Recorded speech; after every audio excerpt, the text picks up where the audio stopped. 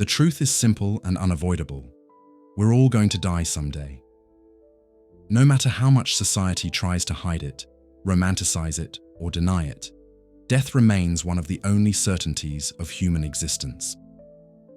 Philosophy, psychology, and even spiritual traditions have spent centuries reflecting on this reality, not to comfort us, but to confront us with the fact that time is limited, life is fragile, and the universe is completely indifferent to our fate. In this video, we're going to dive into 25 raw and unsettling philosophical truths about death, ideas ranging from Nietzsche to Buddha, from Dostoevsky to Freud, reflections you might prefer not to hear, but deep down, you've always known they were true. Have you ever asked yourself, what does the universe really think about my existence? The answer is brutal, but also refreshingly honest. The universe doesn't think, it doesn't feel, it doesn't watch, it simply exists, completely indifferent to your struggles, your dreams, your pain. This realization, as harsh as it sounds, is one of the most transformative truths we can face. Sometimes it breaks us, sometimes it frees us, and that's the essence of Nietzsche's cosmic nihilism. Picture a starry night, billions of distant stars, galaxies colliding or collapsing into black holes, all happening without purpose or direction. In this colossal scene, our everyday lives, our fears, our achievements, our love stories feel suspended in the void. Not because they're meaningless, but because the universe isn't there to witness them. It just is. Nietzsche captures this idea in The Gay Science, where he declares the death of God, the loss of the illusions that once made us feel like part of a grand divine plan. Without that belief, there's no safety net, no cosmic guarantee, no universal meaning. What's left is the abyss. And this abyss of nihilism isn't just intellectual. It hits you right in the heart, because if there's no inherent purpose, why keep fighting? Why love, create, or suffer if in the end it all means nothing to an indifferent cosmos? For many, this discovery leads straight into despair, an existential emptiness that eats away at our sense of belonging and self-worth. That's when people turn to religion, ideology, endless distractions, anything to fill the silence with noise. But Nietzsche didn't come to offer easy comfort. He came to wake us up, to push us toward courage, the courage to face the truth, the courage to create our own values. That's where his concept of amor fati, the love of fate, comes in.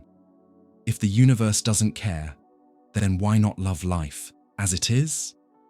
The pain, the failures, the wins, the small glories. Embrace it all fully.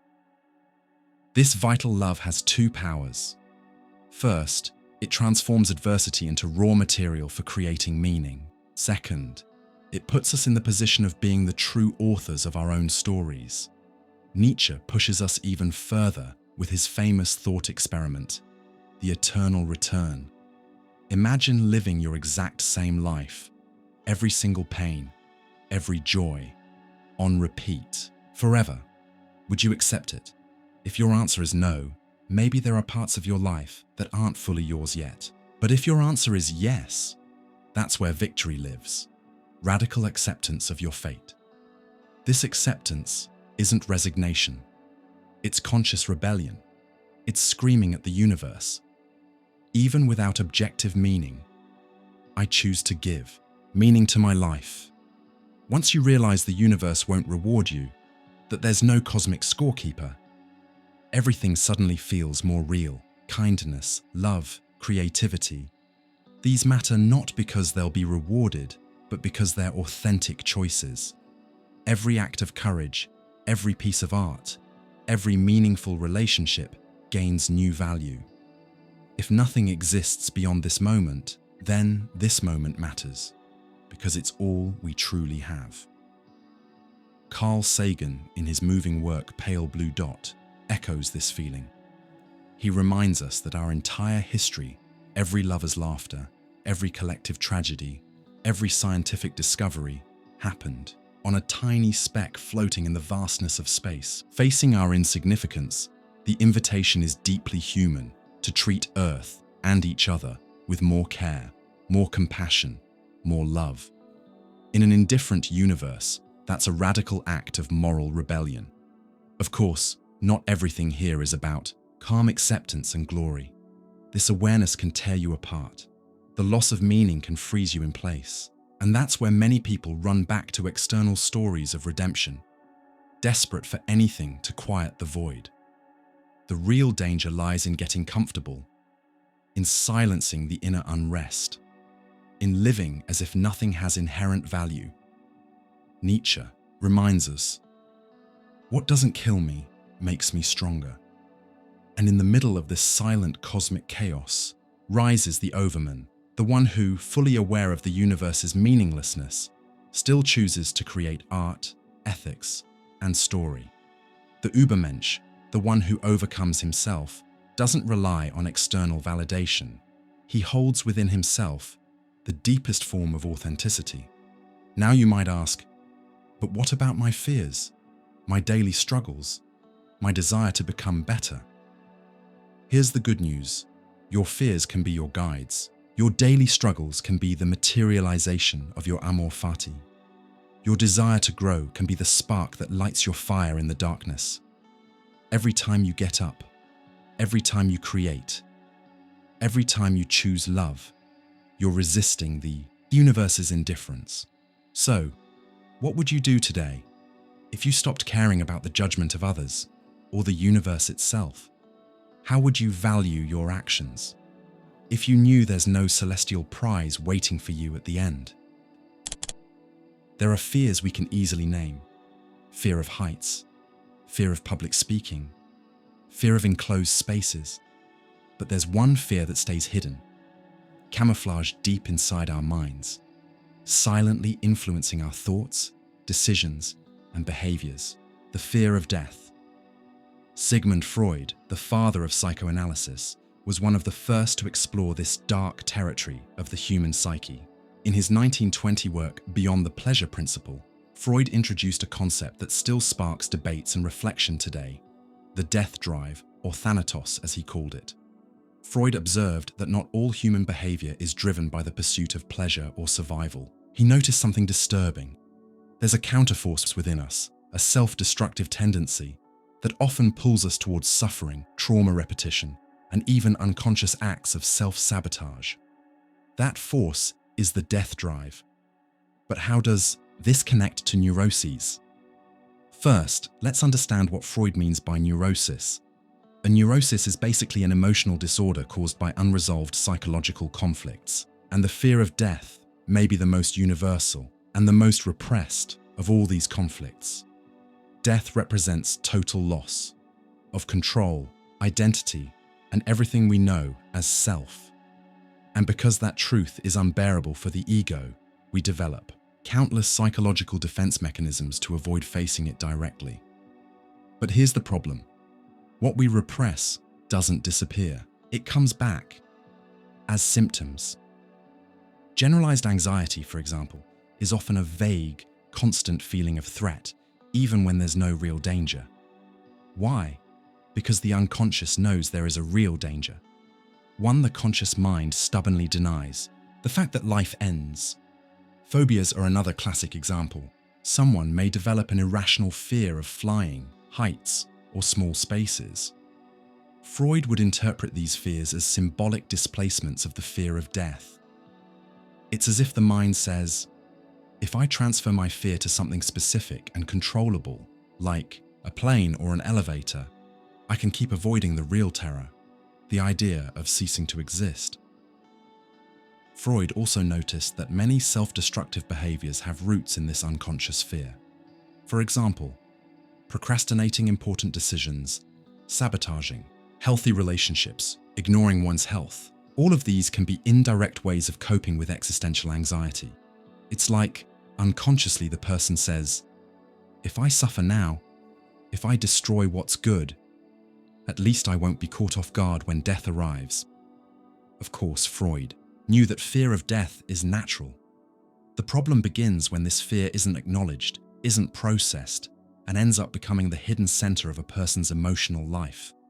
And repression only makes things worse. The more we push death out of our conscious awareness, the more it finds other ways to surface. In nightmares, panic attacks, compulsions, nameless anxiety. This is where one of the most important lessons of psychoanalysis comes in. Facing the fear of death doesn't mean eliminating it. It means integrating it into our consciousness. It means looking directly at our mortality, and from there, choosing to live more authentically. Existential philosophy walked a similar path. Martin Heidegger, for example, spoke of the concept of being toward death, the idea that we only become truly human when we accept death as an inevitable part of our existence. As long as we pretend we're immortal, we're living an illusion and paying an emotional price for it. Another thinker who expanded on this idea was Ernest Becker in his book The Denial of Death. Becker argued that much of human culture, religions, monuments, artistic and scientific achievements, is really a desperate attempt to deny death. According to him, this denial leads to deep psychological consequences like collective neuroses, intolerance, and even violence.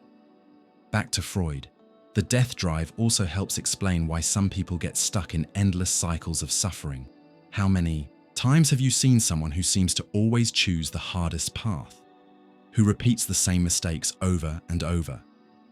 In psychoanalysis, this can be seen as a manifestation of the repetition compulsion, a behavior where the person unconsciously relives painful situations as a distorted way of coping with the fear of death.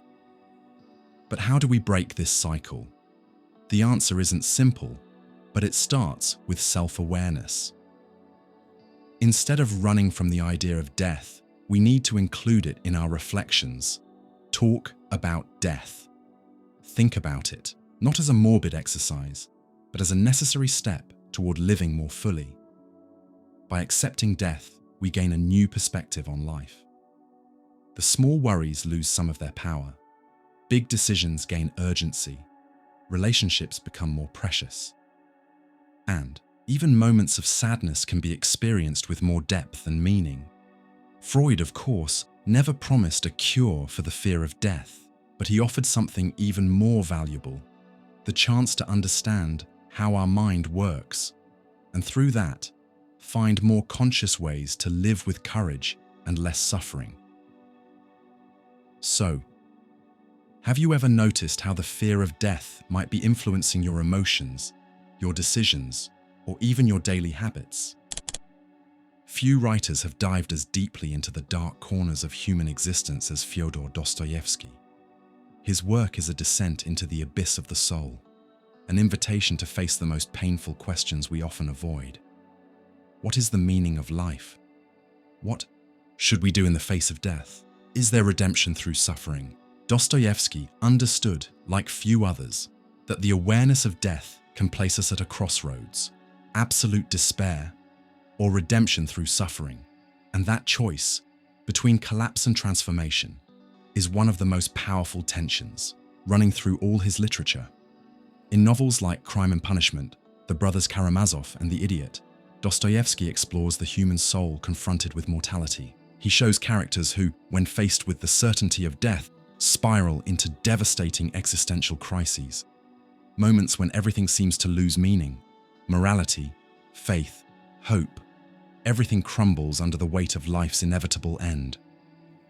The despair Dostoevsky describes isn't some shallow sadness. It's an existential breakdown, a plunge into the deepest void of the human condition. It's that crushing feeling that nothing matters, that life is just a string of pains that ends in death. And the most unsettling part, for Dostoevsky, this despair is almost an unavoidable stage for those who choose to look reality in the eye. A clear example is the character Raskolnikov from Crime and Punishment. After committing murder, Raskolnikov falls into a spiral of guilt, delusions, and existential anguish. He's consumed by the idea that his life has lost all moral value. But Dostoevsky doesn't offer easy answers.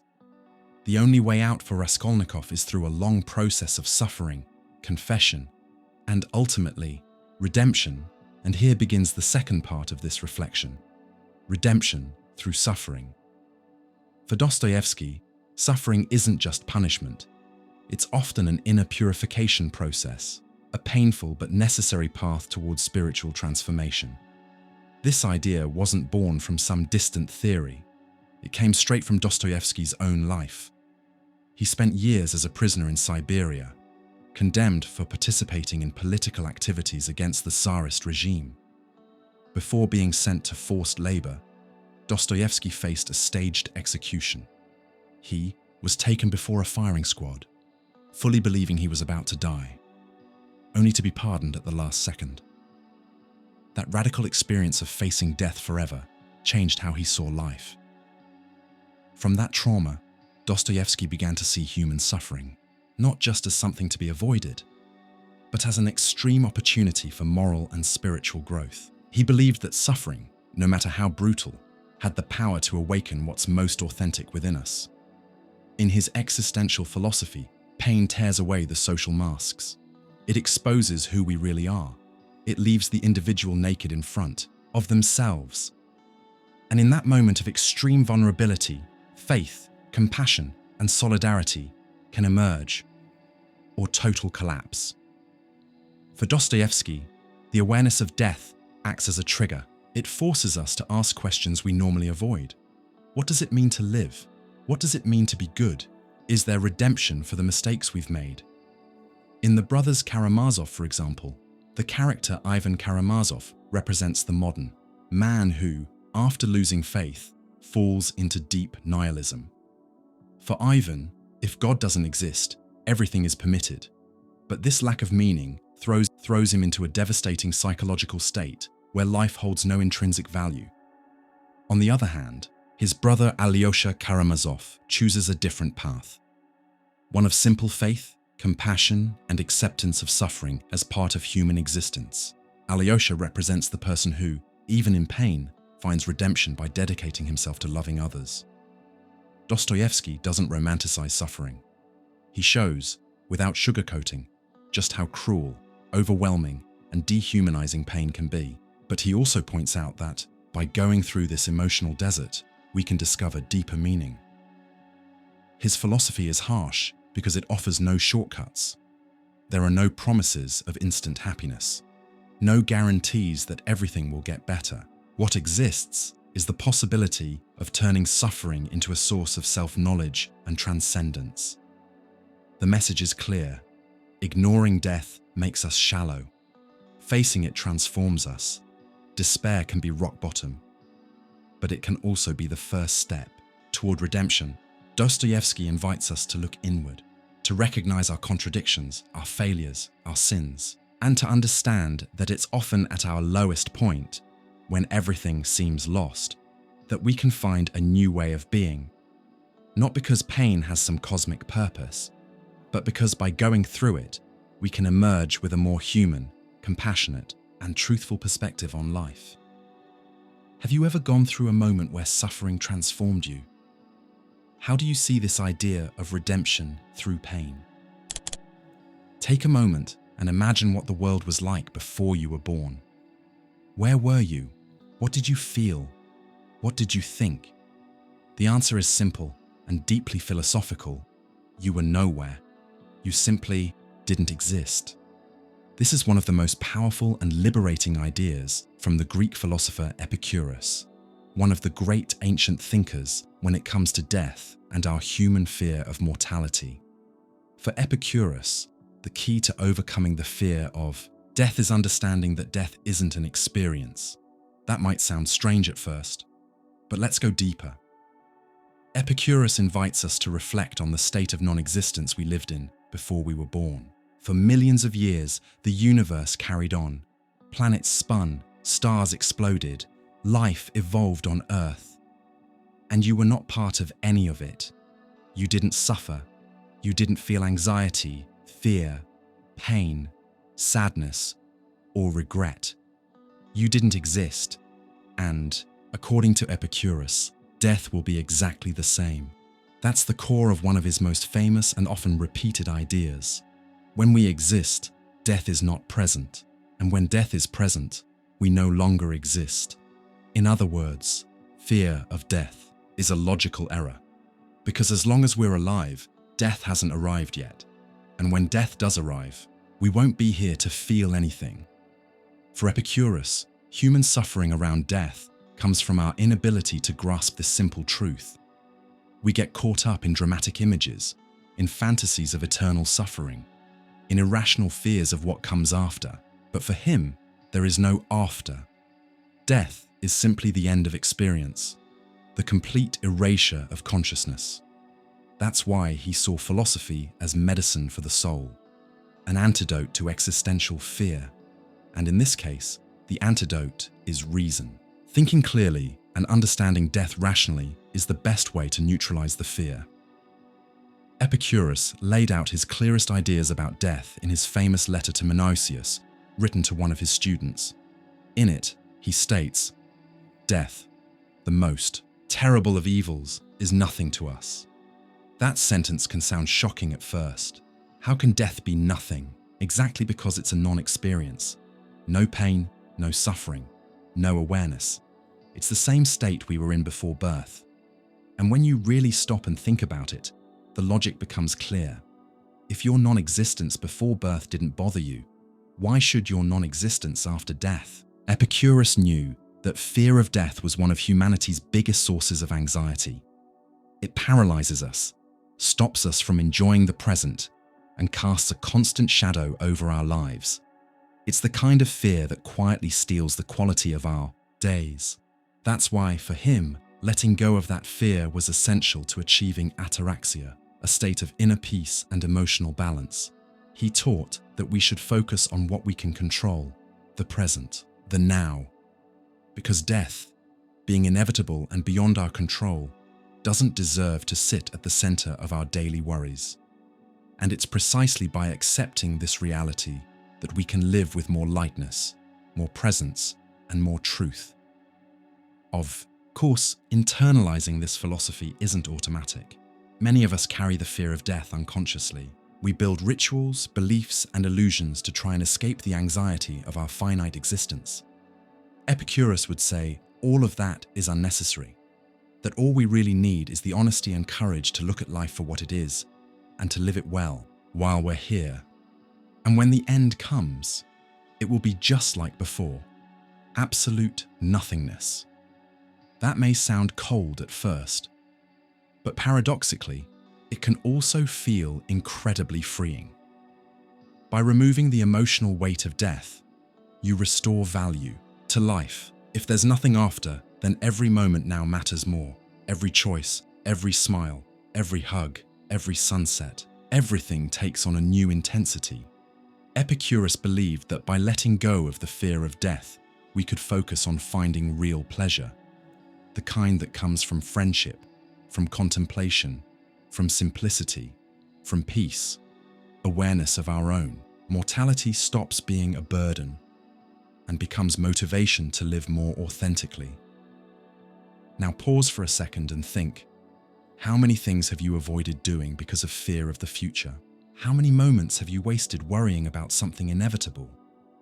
How many nights have you lost to anxiety over a destiny we all share?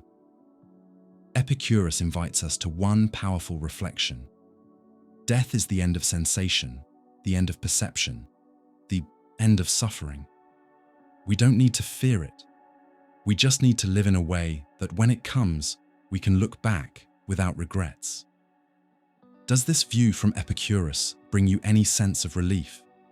Can you face death as simply a return to the same nothingness that existed before you were born? Talking about death will always be emotionally difficult, but few people have approached this topic with as much depth and humanity as Elizabeth Kübler-Ross, one of the most influential figures in Thanatology, the scientific study of death and dying. Kübler-Ross spent much of her professional life alongside people at the edge of death. She listened to their stories, witnessed their goodbyes, held trembling hands, and saw one of the cruelest, but also most honest, realities of being human. The suffering leading up to death is often much longer, more painful, and more emotionally exhausting than the actual moment of dying. In her most famous book, On Death and Dying, published in 1969, Kübler-Ross introduced the world to the now famous 5 stages of grief, a model that forever changed how we understand dying and loss, denial, anger, bargaining, depression, and acceptance. But before reaching acceptance, most people go through a period of deep emotional, physical, and psychological suffering. That suffering can last weeks, months, sometimes even years. While the act of dying itself may take seconds or minutes, what comes before is often a minefield of pain, fear, and internal conflict. Kübler-Ross showed us that when someone receives a terminal diagnosis, their first natural reaction is denial. They refuse to believe what they've just heard. They tell themselves, "This can't be happening to me." That phase may seem like a temporary relief, but it's really just the start of an emotionally exhausting journey. Next comes anger. Anger at doctors, at family members, at God, at the universe itself. The question, "Why me?" echoes like a silent scream inside the mind of someone who knows the end is near. Then comes bargaining, a fragile kind of hope. The person tries to negotiate with fate. "If I get better, I promise to change my life. Just give me more time, and I'll be a better person." But as days go by, reality sets in, and depression follows. This is perhaps the most painful core of the entire process. The weight of mortality falls squarely on their shoulders. The sadness isn't just about fear of death, but about everything that will be lost. Hugs that will never happen again, dreams that will go unfulfilled, projects that will remain unfinished. The emotional suffering in this phase can become so intense that many people begin to wish for death, just to put an end to the psychological pain. Kübler-Ross sat with hundreds of patients through this journey. She witnessed firsthand the emotional toll on people who, on top of fearing death, were dealing with intense physical pain, loss of mobility, and the social isolation that often comes with terminal illness. Friends start to pull away. Routines fall apart. The body weakens. And what remains is a direct confrontation with the inevitable. That's why she often said, "People aren't afraid of death itself. They're afraid of dying in pain, alone, and forgotten." This is one of the biggest lessons from Thanatology. The real agony is often in the days, weeks, or months leading up to that final breath. It's the prolonged suffering, the fight against a fate that seems inevitable, the pain that meds can no longer relieve, the unfinished conversations, the goodbyes that were never said. But Kübler-Ross also saw this process as a chance for transformation. She believed that with proper emotional support, many people could reach a profound level of acceptance. A state of serenity that, as contradictory as it may seem, only emerged after crossing through the depths of despair. When someone reaches acceptance, they stop fighting the inevitable. They start to value the small moments. Each visit, every word of affection, every sunset seen from the hospital window takes on special meaning. It's as if, facing the end, life suddenly becomes more emotionally vivid and clear. Kübler-Ross never romanticized suffering. She knew that not everyone reaches acceptance. Many die still trapped in anger or depression. But she believed that offering empathy, active listening, and emotional care could ease some of that burden. And maybe that's one of the most important lessons we can take away. The suffering before death is real, intense, and often long-lasting, but it can also become a space for reconciliation, forgiveness, and human connection. It's a call for the people around to be present, to offer company, comfort, and kind words. Because often, what hurts most isn't death itself, but the loneliness of knowing it's coming. Thanatology, through Kübler-Ross's legacy, teaches us that this process can be transformed, that we can look at someone else's suffering, not with pity, but with genuine compassion, to extend a hand, to listen without judgment, to simply be there, even when there's nothing else we can do. Have you ever been with someone during this process? How did you cope with the suffering that comes before death? When we think about the possibility of life after death, Most of us tend to imagine comforting scenarios, happy reunions, peace, or some kind of heavenly reward. But Blaise Pascal, a 17th century mathematician, physicist, and philosopher, offered a much harsher and more unsettling perspective. What if the afterlife isn't what we expect? What if it's indifferent, or even terrifying? Pascal's reflection doesn't come from spiritual revelations or religious dogma. It comes from doubt, uncertainty, and a desperate attempt to deal with the silence death leaves behind. His famous theory, known as Pascal's wager, is a logical exercise, a pragmatic argument about how we should live in the face of uncertainty about God and the afterlife. Pascal presents us with a simple but disturbing dilemma.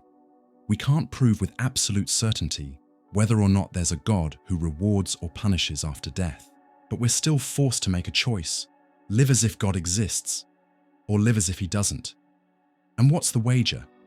If God exists and you lived as a believer, you gain everything: eternal salvation. If God doesn't exist, you lose nothing. After all, death will just be the end. But if you choose to live as if God doesn't exist, and you're wrong, the price could be incredibly high: an eternity of suffering, rejection, or abandonment. Pascal doesn't offer us any guarantees. What he gives is a cold, logical risk analysis, a line of reasoning that forces us to confront the question we spend our whole lives avoiding. What if there really is something after this? But the darkest part of this reflection isn't just the wager itself. It's the possibility that the afterlife, if it exists, won't be the peaceful, light-filled place so many religions promise. Pascal warns, what's waiting for us on the other side could be a place of judgment, of consequences, or of pure indifference. The idea of an indifferent afterlife is terrifying on its own. Imagine waking up in a place where your existence, your pain, your memories, and your loves no longer matter, where you're just a floating consciousness, with no purpose, no meaning, and no connection to the life you once had. Pascal understood that uncertainty can be more painful than the idea of punishment itself, and the scenario could be even worse.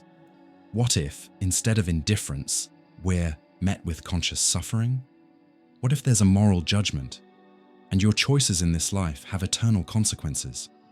What if the suffering doesn't end with death, but actually begins with it? Pascal forces us to face these questions, not with blind faith, but with logical weight. He challenges us. Are you really willing to bet your eternity on being sure that nothing exists? His argument is so powerful because it doesn't rely on faith. It speaks directly to skeptics, to the undecided, to those caught between belief and disbelief. Pascal isn't asking you to believe, just to calculate the risks of not believing. And here's the most uncomfortable part of his reflection. Even doubt has a cost. Choosing to live as if there's no afterlife, according to Pascal, is a dangerously high-stakes bet.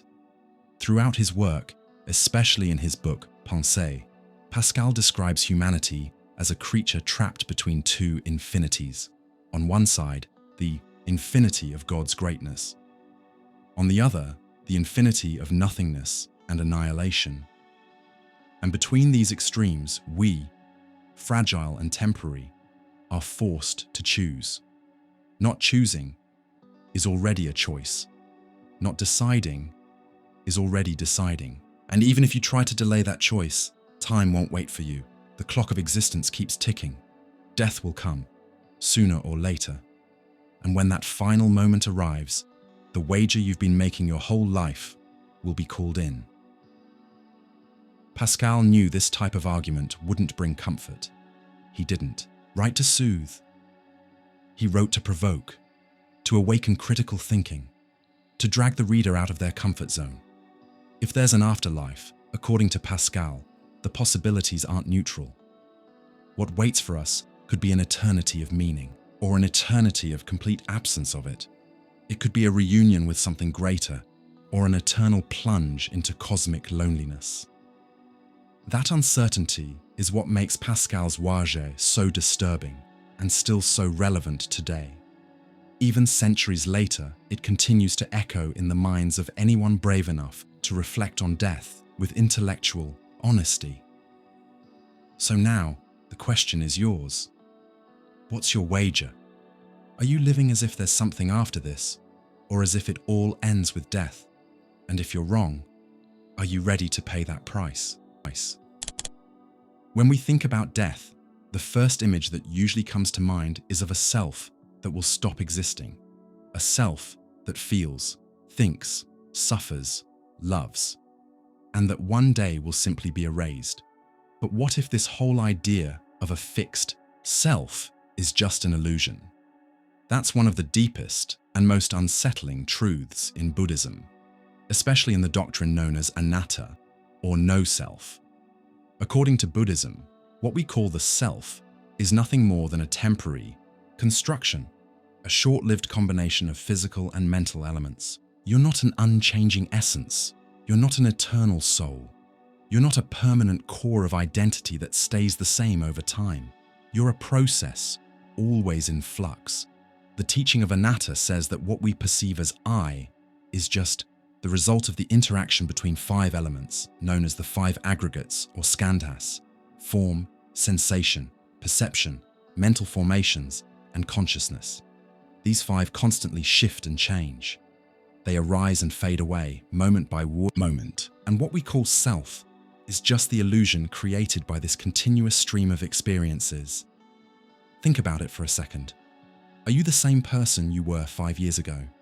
10 years ago? Your body has changed. Your thoughts have changed. Your emotions, beliefs, memories, everything is transformed over time. So, where is this fixed, permanent self? According to Buddhism, it was never there to begin with.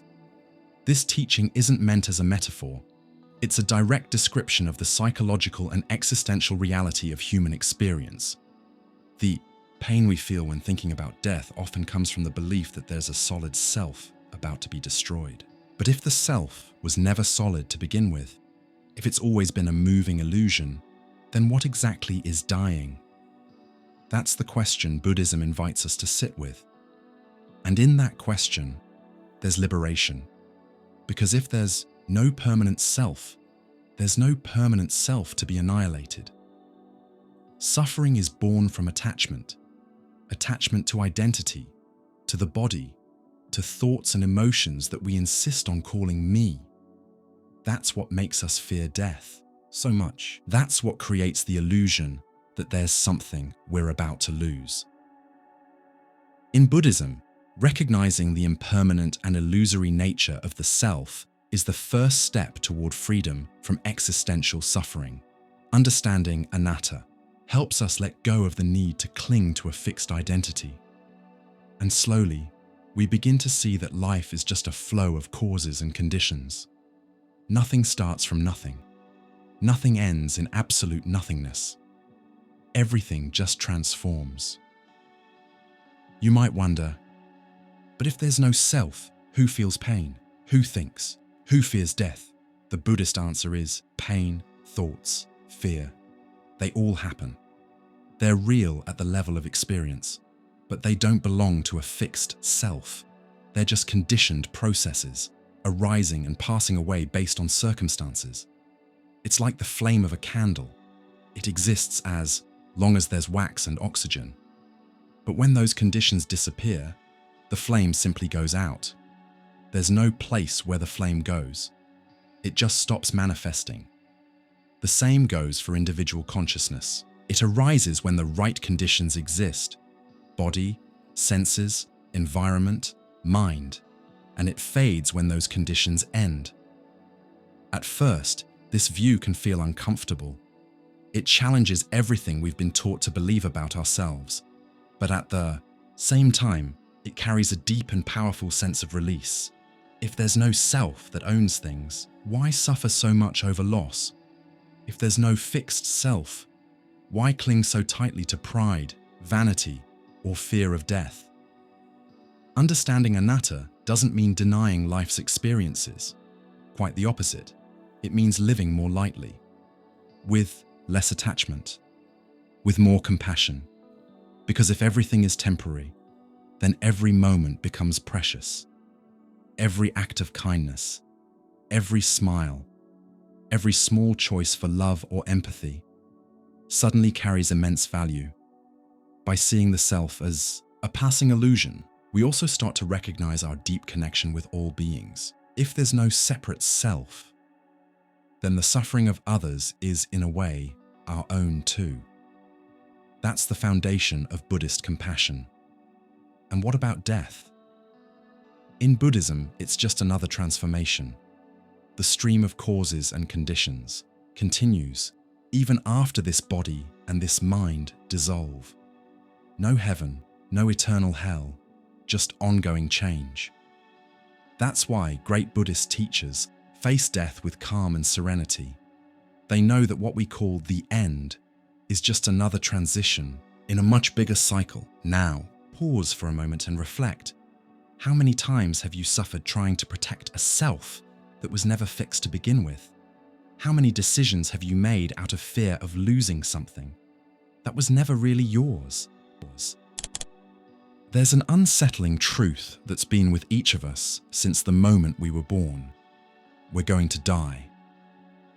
No matter how much we try to ignore it, postpone it, or distract ourselves, death is the only guaranteed destination of human existence. And yet, as Martin Heidegger, one of the greatest philosophers of the 20th century, reminds us, there's an even more disturbing detail. We have no idea when, how, or under what circumstances it will happen. Our death is, by definition, a completely uncertain event in terms of time, but it's absolutely inevitable. In his monumental work, Being and Time, Heidegger introduces the concept of being toward death. According to him, death isn't just some distant future event that will happen someday. It's a fundamental dimension of our existence. It's always present, silently shaping how we live, make choices, desire, and fear. So what does Heidegger mean by this? That simply being aware of our own mortality transforms us. Death, no matter how far off it seems, acts as an invisible backdrop, constantly influencing every decision we make. And the most unsettling part, there's no way to predict the exact moment. We make plans for next week, next year, but the truth is, life could end in 5 minutes, with zero warning. This unpredictability is what Heidegger calls an existential fact. He reminds us that death is both the most certain thing and the most uncertain event in terms of when and how. It could come in our sleep, in an accident, from a sudden illness, or slowly and gradually, but the exact moment will remain a mystery until it's happening. For Heidegger, this uncertainty isn't just a technical detail about life. It's a deep source of existential anxiety. We live in constant tension between our desire to control life and the reality that, when it comes to our death, we control absolutely nothing. Many of us, in an effort to ease this anxiety, choose to live what Heidegger calls an inauthentic life. We pretend death isn't an issue. We drown ourselves in routines, daily distractions, material goals, all to maintain the illusion that we're immortal, at least for now. But Heidegger doesn't let us off the hook, living as if death doesn't exist means living inauthentically. It means wasting the chance to give real meaning to our existence. Instead, he calls for the opposite, direct confrontation with our finitude, by facing, with clarity and courage, the fact that death can happen. At any moment, we're pushed to live with greater existential responsibility. Every choice matters more. Every connection with another person becomes more genuine. Every moment of life gains intensity. That's the core of what Heidegger calls authentic being, owning our mortality, accepting that we're walking, every second, toward death. Not to spiral into despair, but to live with more presence, more depth, and more meaning. The problem is, even when we know this, most of us still avoid facing death. We create endless to-do lists, long-term plans, retirement goals, as if we have some invisible guarantee that decades still lie ahead. Heidegger challenges this mindset. He says that death is my own most personal and non-transferable possibility. In other words, no one can die in your place. No one can face this reality for you. And more, death could come at any time. It's the one event we're absolutely guaranteed, but always uncertain about when. This awareness tends to provoke one of two reactions. The first is panic. Many people, upon realizing how close and unpredictable death is, fall into existential crises, fear, and paralysis. The second, much rarer, is active acceptance. It's when a person decides to face this truth and radically change how they live. They start valuing the people around them. They seek real meaning in their actions. They drop social masks and live more authentically. Heidegger doesn't offer religious comfort. He doesn't talk about life after death or future rewards or punishments. His reflection is focused entirely on this moment, this life, this chance to exist. He tells us, death walks with us, silently, at every step. It's not a future event. It's a way of being, right now. And the most painful, but also most transformative part, you'll only know the exact moment of your death, when it's already happening. Until then, you'll live with uncertainty, and maybe it's exactly this uncertainty that gives life its deepest value. The urgency to say what you feel, to do what you dream of, to forgive, to create, to love, to make the time you've been given truly matter. Do you live with the awareness that death could arrive at any moment? Does that awareness paralyze you, or does it push you to live more intensely? There's a truth that runs through all forms of life, from a falling leaf to a human's last breath. Everything is born, transforms, and dies. This is one of the core lessons of Taoist philosophy, a tradition that invites us to see life and death not as opposites, but as two inseparable parts of one continuous flow, the Tao, the way. In Taoism, there's no God sitting on a throne deciding who lives and who dies. What exists is the Tao, an invisible, impersonal force that governs all cycles of nature, birth and death, creation and destruction, blooming and withering. For Taoists, life and death are like day and night, like the changing seasons, like the rise and fall of the tides. Everything is part of an inevitable, uncontrollable flow. There's no stopping it. There's no resisting it. This worldview invites us to embrace a type of wisdom that's often forgotten in modern life: the acceptance of impermanence. From the moment we're born, we're already walking toward death. And this isn't said with pessimism, but with a kind of calm that only comes from deeply understanding how nature works. For Taoism, there's no tragedy in life's end. The real suffering comes from resisting the flow. The more we try to fight change, the more pain we create for ourselves. It's attachment, the need to control the uncontrollable, that breeds anxiety. Taoist philosophy encourages us to look at nature as our greatest teacher. Look at the river. It flows without resistance. When it encounters a rock, it flows around it. When it reaches a drop, it falls. It moves forward, never fighting its own course. Our relationship with life and death should be the same. Master Laozi, author of the Tao Te Ching, describes the Tao as something that creates everything and eventually takes everything back. Everything that arises will someday return to the Tao. And what seems like an ending is actually just another transformation. The flower that wilts falls to the ground and nourishes the soil. The body that dies dissolves and returns to the natural cycle. Nothing truly disappears. Everything simply changes form. This perspective leads to a deep shift in how we see things. Death isn't a break in the chain. It's a continuation. To live by the Tao is to accept impermanence with lightness. This doesn't mean you won't feel grief over loss. Taoism doesn't deny mourning or human suffering in the face of death. But it reminds us that prolonged suffering often comes from resisting the inevitable.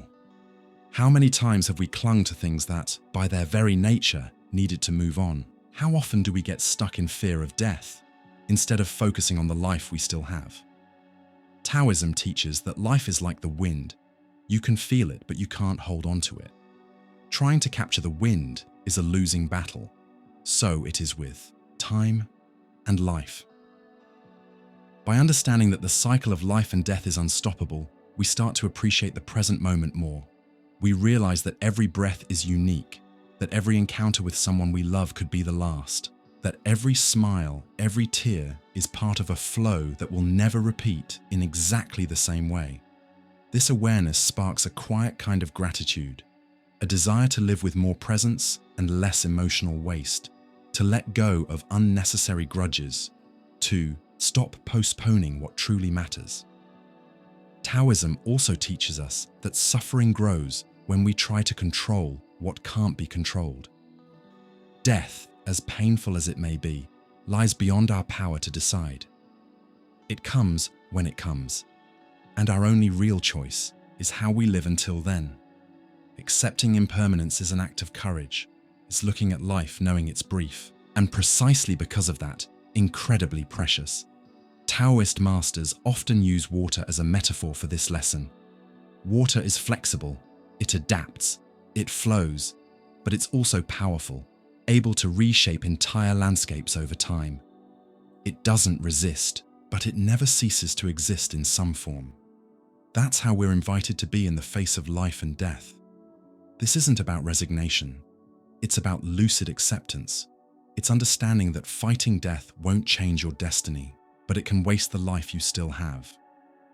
To live in harmony with the Tao is to walk through life with serenity, knowing that life and death are just different phases of the same cycle. Today we're here. Tomorrow we'll be part of another flow, another transformation. Since ancient times, humans have had an almost instinctive obsession with leaving their mark on the world. We build houses, raise monuments, write books, engrave our names on metal plaques. We do all of this as if, somehow, we could resist the invisible force of time. But the philosophy of Heraclitus of Ephesus, the philosopher of impermanence, forces us to face a truth that's as harsh as it is undeniable. Everything you build will eventually be destroyed by time or forgotten. Heraclitus lived in the 6th century BC, but his worldview feels disturbingly relevant today. For him, reality is an endless process of transformation. Nothing stays the same. Nothing is fixed. Everything flows. Everything is constantly changing, every single moment. His most famous phrase, still quoted across centuries, sums up this thought with brutal clarity. Panta rei, everything flows. Just like a river that's never the same from one second to the next, life too is a continuous flow, impossible to freeze in time. When we look at human history, we see how true this is. Mighty kingdoms that once ruled the world are now just pages in history books. Cities that were once vibrant cultural hubs are now buried ruins, reduced to archaeological sites. And a few centuries from now, the same will happen to everything we now call modern and eternal. Heraclitus didn't see this impermanence as a tragedy, but as the very essence of existence. Change is the only constant. And resisting, it means fighting against the very nature of reality. But how does this affect us personally? This philosophy hits right at the core of our vanity and life goals. We spend decades building careers, accumulating wealth, chasing social status, seeking recognition, as if we were constructing something that time couldn't touch. But the truth is, time touches everything. It wears things down, erases them, transforms them. What seems solid and eternal today could be dust tomorrow. Heraclitus invites us to let go of the illusion of permanence. He reminds us that sooner or later, everything that defines us externally will disappear. Physical beauty, job titles, material achievements, it all has an expiration date. Even the memories others have of us will eventually fade. Think about it. How many of your ancestors do you actually know? maybe your grandparents' names, maybe a few great-grandparents. But beyond that, silence. For most of us, oblivion is inevitable. Nietzsche, centuries later, explored this theme too, echoing Heraclitus in his reflections on history and time. He reminded us that even humanity's greatest achievements get lost on a cosmic timescale. The biggest empires, the heroes, the genius artists, all gone, all forgotten. So what's left? The experience of now. Heraclitus, with his philosophy of impermanence, isn't inviting us to despair. Quite the opposite. He's urging us to live with more awareness. If everything will fade, then every moment matters even more. Every sincere word, every act of love, every choice we make. Knowing that everything will crumble takes away the luxury of emotional procrastination. How many times have we delayed an apology? How often have we held back from saying "I love you" out of pride? How many things have we put off, even though they can only truly be lived now? Heraclitus's philosophy is an urgent call to live authentically, without the illusion of infinite time, without the fantasy that we can control life's natural cycles. Accepting impermanence is also a form of freedom. Freedom from ego, from titles, from status. Freedom to laugh at ourselves, to change direction, to start over whenever necessary. Because in the end, all of this will pass. This awareness also reshapes how we experience pain. If everything passes, sadness will pass too. Grief will evolve. Loss will find new meaning. Suffering will soften with time. Heraclitus saw reality as a cyclical process, where birth and death are just phases of the same cosmic dance. What is destroyed makes space for the new. Today's ruins may become tomorrow's fertile ground for something different. But don't get it wrong. Heraclitus's message isn't about passive acceptance. It's a call for awareness, as if he's saying, since everything will pass, live in a way that makes the present worthwhile. Don't wait for eternity. It's not coming. And maybe, by accepting that everything we build will one day be destroyed, we'll finally understand the value of what we're building now. Not because it will last forever, but because it matters right here, right now. We live in a society obsessed with youth. Everywhere we look, we're bombarded with images of young bodies, perfect smiles, and promises of eternal beauty. The cosmetics, fashion, and entertainment industries make billions selling not just products, but an idea that staying young is a life goal. But what's behind this obsession? Zygmunt Bauman, a Polish sociologist known for his concept of liquid modernity, offers an answer that's as uncomfortable as it is revealing. Our culture glorifies youth because it's terrified of aging and death. Bauman describes our era as a time of liquidity. In liquid modernity, nothing stays fixed. Everything slips through our fingers. Relationships, values, identities. Everything is unstable, changeable, disposable. And in this setting, youth becomes a symbol of vitality, of constant renewal, of resistance to mortality. Youth is sold as the peak of life, the moment of endless possibilities, energy, beauty, and health. It's the phase where the future feels far away, and death seems like an abstract event.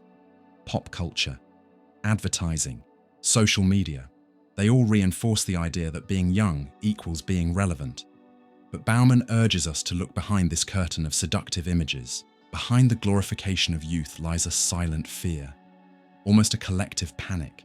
The fear of aging, the fear of physical decline, the fear of social invisibility, and above all, the fear of death. In liquid modernity, anything that reminds us of our mortality is avoided, hidden, airbrushed. Old age, with its direct connection to death, becomes a social taboo. The wrinkles, the grey hair, the slower movements, all seen as signs of failure, as if growing old were a personal mistake. not an inevitable condition of human existence. Bauman points out that consumer society found a highly profitable way to exploit this fear. By turning youth into a commodity, we're encouraged to buy creams, plastic surgeries, trendy clothes, supplements, all with the promise of staying young. But behind every sale, there's a subliminal message. Aging means losing value. Why is this fear so intense today? Bauman explains that in liquid modernity, we've lost the old structures that used to give meaning to life and death. In the past, religions, traditions, and rituals offered narratives of continuity. There was meaning in aging. The elderly were seen as carriers of wisdom, as sources of experience. Today, in a fast-paced, consumer-driven society, the elderly become invisible. The cycle of life has been reduced to a spectacle where only youth has a starring role. And as a result, death has become the ultimate invisible enemy, the final defect that everyone tries to ignore. The desperate pursuit of eternal youth isn't just vanity, it's a psychological defense against the existential anxiety of our own mortality. The more we glorify youth, the more we try to distance ourselves from the unavoidable shadow of death. Bauman warns that this logic creates a cycle of collective anxiety. People start living in fear of getting older. Every new wrinkle, every grey hair, every sign of aging becomes a personal defeat. Worse yet, many begin to feel that with aging, they're becoming socially irrelevant. This cultural pressure doesn't just affect the elderly, it impacts young people too. The obsession with youth creates an early fear of aging. People in their 20s and 30s already worry about appearance, cosmetic procedures, and maintaining a socially acceptable image of youth. Bauman draws attention to the existential emptiness that grows out of this pointless race against time. In a society that only values youthful appearance, aging becomes a constant threat to self-esteem, social worth, and even personal identity. So, what can we do about it? Bauman doesn't offer easy solutions. His first recommendation is that we start by recognizing the cultural manipulation we're all exposed to. We need to understand that the glorification of youth isn't an absolute truth. It's a social construction built on our collective fear of death. Accepting aging as a natural part of life is an act of resistance. It's an exercise in courage, in a world that tries to hide mortality at any cost. It means valuing experience, accumulated wisdom, and life stories. Bauman invites us to develop a new ethics of existence, an ethics that values all stages of life, that sees beauty in impermanence, that understands life as a process, with youth being just one stage, not an eternal destination. By embracing old age, we're really embracing life as it is, imperfect, temporary, but precisely because of that, deeply precious. How many times have you heard phrases like, "I want to leave a legacy," "I want to be remembered forever," or "My name will live on for generations"? This desire to be eternal seems natural, almost instinctive. But for Ernest Becker, cultural psychologist and author of The Denial of Death, this longing might actually be one of the biggest signs of a deep psychological disorder, a desperate escape from a truth that haunts us the moment we become aware of our own existence, the certainty of death. Becker doesn't sugarcoat his words. He dives straight into what he calls the dark psychology of human existence. According to him, the desire for immortality isn't just hope or a harmless cultural belief. It's a psychic defense mechanism against the existential terror of ceasing to exist. For Becker, death isn't just a biological event. Above all, it's a psychological problem. The awareness that we are finite, that everything and everyone we love will one day vanish, creates an unbearable anxiety. To emotionally survive this burden, the human mind creates defense mechanisms, and the most powerful of these defenses is the creation of immortality fantasies. Becker analyzes how, throughout history, societies have developed countless systems to deny death. Religions promising eternal life, reincarnation myths, heroic legacies, the pursuit of fame, historical achievements, all of it, he says, are sophisticated ways of running from the unavoidable truth. The real problem, according to Becker, is that this denial can turn into a collective neurosis. The relentless chase for immortality can take on pathological forms. People start living not for genuine life experiences, but for the obsession of creating something that will make them eternal. How many people sacrifice personal relationships, their health, and their present happiness, all for a future where they hope to be remembered? How many wars have been fought? How many empires built? How many lives destroyed, just to satisfy the craving to be eternal in other people's memories? Becker calls this phenomenon the Immortality Project. It's when someone builds their entire identity around the idea of leaving an eternal mark on the world. What may look like ambition or willpower might actually just be a disguise for a deep, unresolved fear of death. This pathological desire for immortality can trigger all kinds of emotional symptoms: constant anxiety, depression, obsession with status, compulsive behavior, all fueled by an unconscious refusal to accept mortality. Becker points out that denying death distorts how we measure value in life. We start judging our existence not by the quality of the life we're living, but by how much recognition we can collect. We become obsessed with what others think of us. We crave admiration, reverence, and eternal remembrance. And in the process, we forget how to live in the present. What makes this chase even more tragic, Becker says, is that it's impossible to truly win. Even the most famous names in history, great conquerors, artists, leaders, will eventually fade into oblivion. Generations pass, and everything is forgotten. Becker pushes us to ask, what's the point of being remembered for 100 years, if after that, absolute forgetting is still your final destination? By analyzing the psychology behind this desire, Becker explains that humans live in a constant state of contradiction. On one hand, we're biological creatures, fragile and finite. On the other, we have minds capable of imagining eternity, projecting futures, and desiring immortality. This tension between physical reality and imaginary desires creates fertile ground for existential anxiety. So, how do we deal with this? Becker doesn't suggest we completely eliminate the desire to leave our mark on the world. The problem isn't wanting to accomplish meaningful things.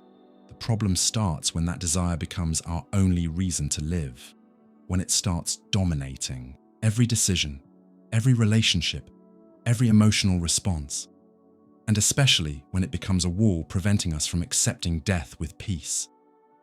Becker's proposal is more painful, but also more honest. Face the fear of death head-on. Accept that we are finite, that life is short, that forgetting is inevitable, and from that acceptance, choose to live more authentically. Focus on real relationships, on present moments, on meaningful experiences, instead of building monuments to your own ego.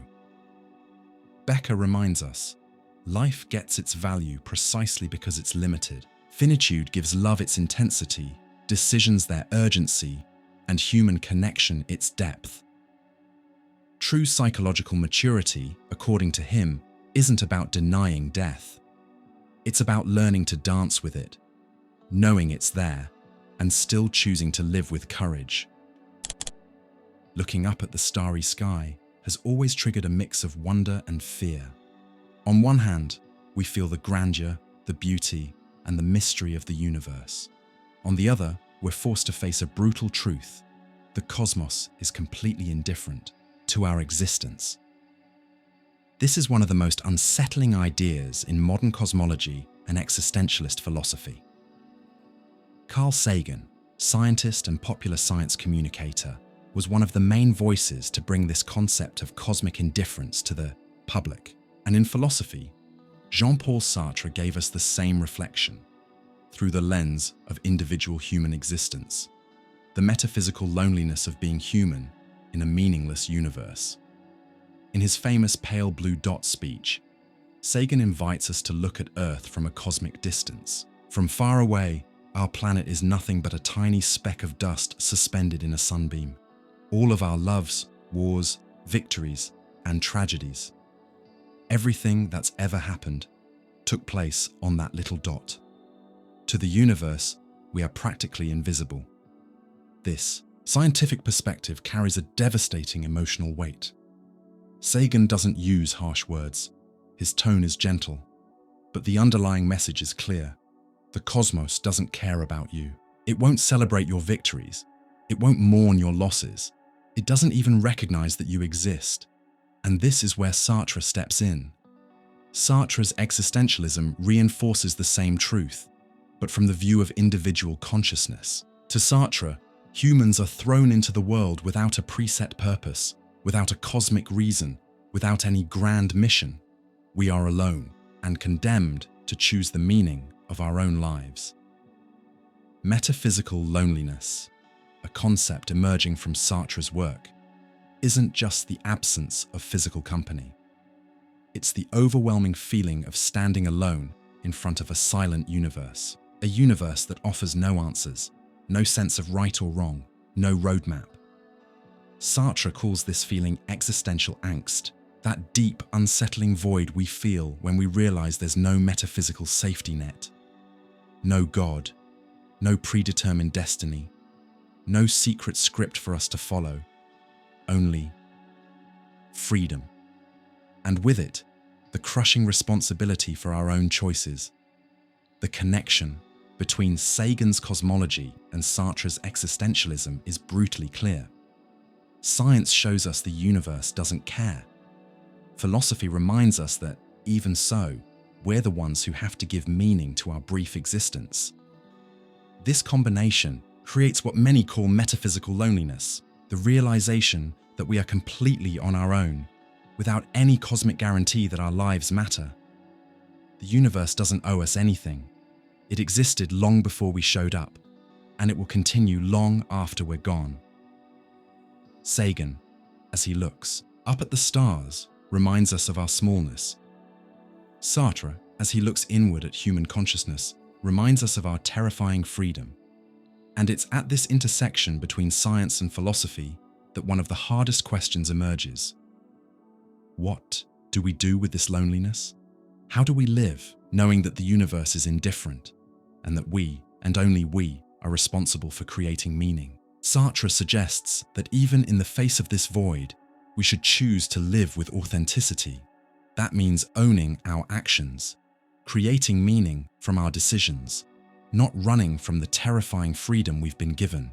He writes, "Man is condemned to be free, condemned because we can't escape it. Even choosing not to choose is a choice." Sagan, on the other hand, invites us to practice cosmic humility.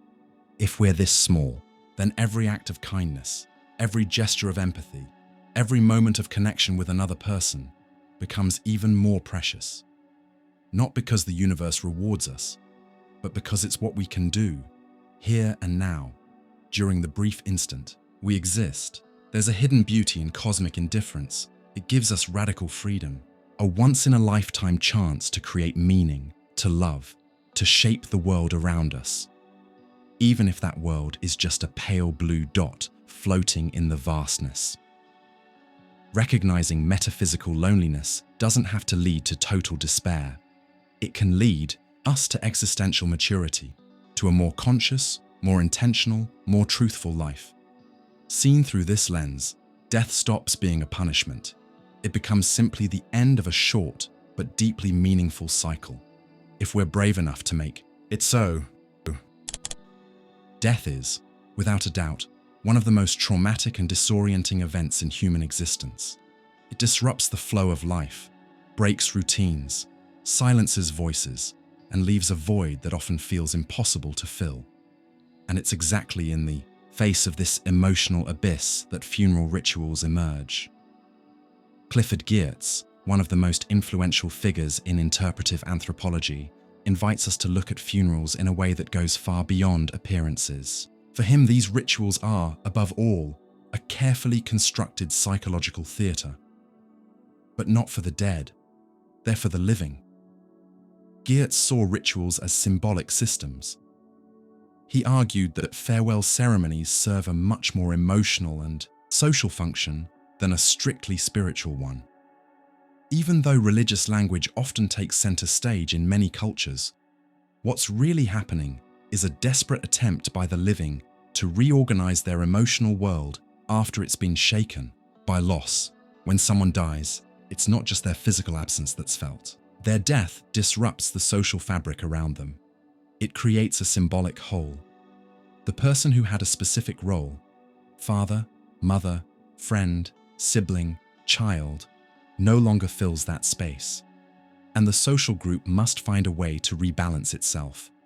That's where funeral rituals come in as a collective performance, a ritualized response to the chaos that death creates. Geertz reminds us that human beings are meaning-making creatures. We struggle to cope with absolute emptiness. When someone dies, there's an unspoken question in the air. Now what? How? Do we move forward? The answer doesn't come through logic. It comes through symbols, flowers, coffins, dark clothing, mournful music, prayers, vigils, eulogies. All of it forms a socially accepted script that gives mourners a basic structure to process something that, in reality, feels unprocessable. Geertz argues that this theatre of death serves three main functions: to create meaning, to validate grief, and to reintegrate the living back into social life. The first function, creating meaning, is perhaps the most essential, because death itself is a meaningless event. It just happens. It can be sudden, tragic, slow, unfair. And for those left behind, the emotional shock is overwhelming. The funeral ritual tries to fill that void with a narrative. It tells a story about the deceased. It gives the feeling of a full life, a trajectory, a conclusion. The second function is validating grief. Through the ritual, society tells the mourner, your pain is real, you have the right to feel it. This validation is crucial. It allows emotions to be expressed in a safe, structured environment. Crying, silence, hugs, all are allowed, but within a culturally accepted format. The third function is reintegrating the living into the flow of life. The ritual marks the end of one phase and the start of another. It signals that, as painful as it is, life will go on.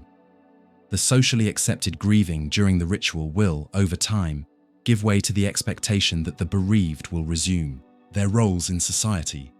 Geertz also highlights the performative elements of these rituals. People take on roles: the main mourner, the comforters, the officiant, the supporting participants.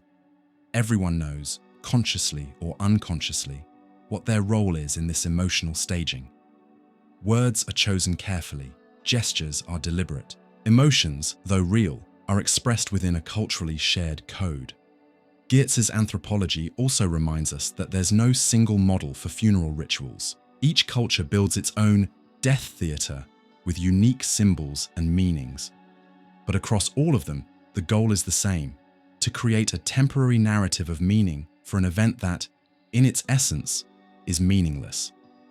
This perspective helps explain why even people who aren't religious often feel the need to hold some kind of ceremony after losing someone. The ritual doesn't need to be religious to serve its psychological purpose. It can be a simple farewell gathering, a symbolic act, a moment of remembrance. What matters is that it provides an emotional framework to face the void. Geertz pushes us to reflect. Even though we know, intellectually, that the deceased isn't there to hear the tributes or feel the comfort of flowers, the ritual is for the living. It's an attempt to place a symbolic period at the end of a life story, even though emotionally the grief will last much longer. That's the great power, and also the great illusion of funeral rituals. They give us the sense that, for a few hours, we've managed to tame the chaos of death, that by following a script, we've regained some form of control, even if just for a moment. How many times have you heard phrases like, "I want to leave my name in history," or "I want to be remembered forever"? We live in a culture that glorifies fame, recognition, and big accomplishments. Being seen, admired, having your name written in history books, It all feels like a way to defy time itself. But Friedrich Nietzsche, with his philosophy of the eternal return, invites us to look at this ambition with brutal honesty. Even fame and the greatest human achievements will inevitably be forgotten, especially when you look at time on a cosmic scale. Nietzsche develops this provocative thought throughout his work, but it really takes shape in the concept of the eternal return. He presents it as a kind of extreme philosophical exercise. Imagine that everything you've lived, every decision, every pain, every joy, will happen again, exactly as it happened, over and over, for eternity. But along with this idea of endless repetition comes an even more unsettling realization. If time is an infinite cycle, everything that was once grand, famous, or monumental will eventually be reduced to nothing, to forgetfulness, to absolute reset. Nietzsche asks, what's the point of chasing immortal fame? If the universe itself doesn't keep eternal records, if in the grand cosmic cycle civilizations vanish, planets are destroyed, stars collapse, and everything begins again as if none of it ever existed. This perspective hits the ego hard. We spend our lives chasing recognition. We want applause, followers, awards, titles. But on a cosmic timeline, what does any of that really mean? Nietzsche forces us to stare into the abyss of impermanence. He shows us that even humanity's greatest historical deeds are just tiny echoes in an infinite timeline. Alexander the Great, Caesar, Napoleon, the geniuses of science, the so-called immortal artists, all of them, inevitably, will be forgotten. Just like every one of us. And the longer the time scale, the more undeniable this truth becomes. In 1,000,000 years, who will remember us? In 1,000,000,000 years, who will even know humanity existed? On a cosmic level, even Earth itself will be just cosmic dust. But Nietzsche isn't saying this just to depress us. The real goal of his philosophy is something else, to free us from the illusion, to make us realize that if everything is temporary, then what really matters is how we choose to live right now. If fame and monumental achievements are just temporary echoes, then the true value of life isn't in being remembered later. It's in the intensity, authenticity, and truth with which we live in the present moment. Nietzsche challenges us. If no one were going to remember you, would you still do what you're doing? If everything you build is going to be forgotten, is your effort still worth it? These are uncomfortable questions, but they're necessary. They force us to examine the real motivation behind our actions. Are we living to be remembered? Or are we living because we recognize the intrinsic value of simply being alive? The eternal return is an ethical and existential challenge. Nietzsche doesn't offer religious comfort or the promise of an afterlife. He offers only the raw reality. Everything passes. Everything will be forgotten. Everything will return. And within that truth, the only real way to give life meaning is to live it in a way that, even if it were to repeat forever, you'd choose it again. This reflection completely dismantles our obsession with fame. Nietzsche shows us that chasing future recognition is a form of existential cowardice. It's an escape from the present. It's an attempt to find validation in the eyes of others, when that validation should come from within. The liberation, according to Nietzsche, comes when we understand that we don't need to be remembered to live with dignity and intensity, that the value of life isn't in the echo of our memory in the future, but in how we touch the present moment with courage and authenticity. By accepting forgetfulness as our inevitable fate, we stop living for applause and start living for the experience itself, the genuine hug, the honest conversation, the project that moves us from the inside out, not for glory, but for passion. Nietzsche challenges us to live as if eternity were now, not tomorrow, not in the legacy we leave behind, but right here, in this exact moment. And maybe the greatest irony is this: it's only when we stop chasing immortality that we finally start living like truly free human beings. There's a quiet kind of anxiety that grows inside many people as life moves forward. A sense of emptiness, uselessness, the feeling that life has lost its meaning.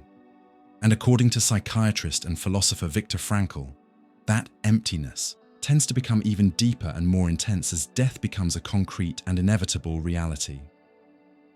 Frankl, the creator of logotherapy, understood the complexity of human suffering like few others. His experience as a survivor of Nazi concentration camps gave him a unique perspective on the relationship between pain, meaning, and survival. In his most famous book, Man's Search for Meaning, Frankl describes how many prisoners didn't die from hunger or disease, but from the total loss of life's meaning. And that's the heart of today's reflection.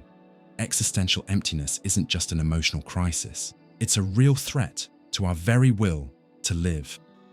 In logotherapy, Frankl defines existential emptiness as the feeling of lacking purpose. It's the experience of feeling like life no longer holds any meaning. This feeling often stays hidden during much of our youth and adult life when we're busy with work, family, goals, and achievements. But as old age arrives, and with it, the proximity of death, that emptiness starts to surface with full force. Why? Because the distractions start to fade away. Retirement, grown children, the loss of friends and family, physical limitations. All of this creates a space where the big questions of existence, once ignored, now scream for answers. Why all of this? What was the point of my life? Was it worth it? And now, what's left? Frankl observed that many people, when faced with the reality of death, fall into a state of silent despair. It's not just fear of physical pain or bodily suffering. It's the psychological terror of looking back and feeling like it was all meaningless. That life was just a string of events, without any true purpose. This feeling can lead to depression, anxiety, and even an unconscious desire to speed up the end. Frankl saw this firsthand. In the concentration camps, he noticed that prisoners who lost all sense of meaning were often the first to die. Even if their bodies could still fight, their minds had already given up. In modern society, this same phenomenon plays out in quieter, but equally devastating, ways. Elderly people often face emotional isolation, social invisibility, and a lack of daily purpose. And the closer death gets, the more this existential emptiness expands.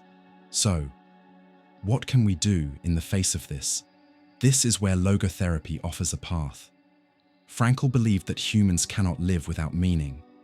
Even in the worst circumstances, it's possible to find a reason to keep going. The secret, according to him, is to shift the focus of the question. Instead of asking, what does life still have to offer me? Frankl invites us to ask, what does life still expect from me? That shift in perspective may seem small, but it's revolutionary. It pulls us out of the role of passive victim and puts us in the role of active participant. Even in life's final moments, we still get to choose how we'll face death, with dignity, with intention, with meaning. Frankl shares stories of terminal patients who found purpose in reconciling with family, writing down their memories, passing on one last life lesson to children or grandchildren. The meaning doesn't have to be grand, it just has to be authentic. Another key point in logotherapy: the meaning of life is unique and personal. There's no universal answer. Each person has their own mission, their own calling, and that meaning can change throughout life. For someone nearing death, that meaning may lie precisely in how they face the process. Frankl talks about humanity's capacity to transform suffering into inner achievement, to find, even in pain, an opportunity for spiritual growth. The core of logotherapy is this: life has meaning under all circumstances, even the most difficult ones. But of course, this isn't easy. It takes courage. It requires a deep dive into yourself. It demands looking at your choices, your regrets, your failures, and still finding some thread of meaning that makes sense of your journey so far. The existential emptiness that intensifies as death approaches is an urgent call. It's as if life, in its final moments, is asking us one last question. What was the meaning of all this? Frankl doesn't give us a ready-made answer. He gives us a method, a direction, and an invitation to reflect. When we think about political power, most people imagine laws, governments, and institutions. But Michel Foucault, one of the most influential philosophers of the 20th century, showed us that power goes far beyond these visible structures. It infiltrates human relationships, our bodies, our lives, and even our deaths. And one of his most unsettling claims is this: death is used as a tool of political and social control. In his analysis of biopolitics, Foucault reveals how the control over life and death became one of the main instruments of modern domination. To him, governments and power systems no longer operate just through direct violence. They now control life in much more subtle and strategic ways. Power is no longer just about the right to kill. It has become the power to decide who gets to live and who must die. But what does that actually mean? Foucault explains that, throughout history, governments began controlling populations through policies on health, reproduction, hygiene, public safety, and yes, through the regulation of death itself. The state decides which lives deserve protection and which can be discarded. A clear example of this is how certain populations have historically been more exposed to violence, poverty, and premature death. Low-income neighborhoods, racial minorities, political outcasts. These groups often face a much higher risk of dying compared to others in society. And this isn't a coincidence. It's the result of a system that quietly determines whose life matters and whose doesn't. Foucault calls this the power to make live and let die. In other words, political power doesn't kill directly, like on a traditional battlefield.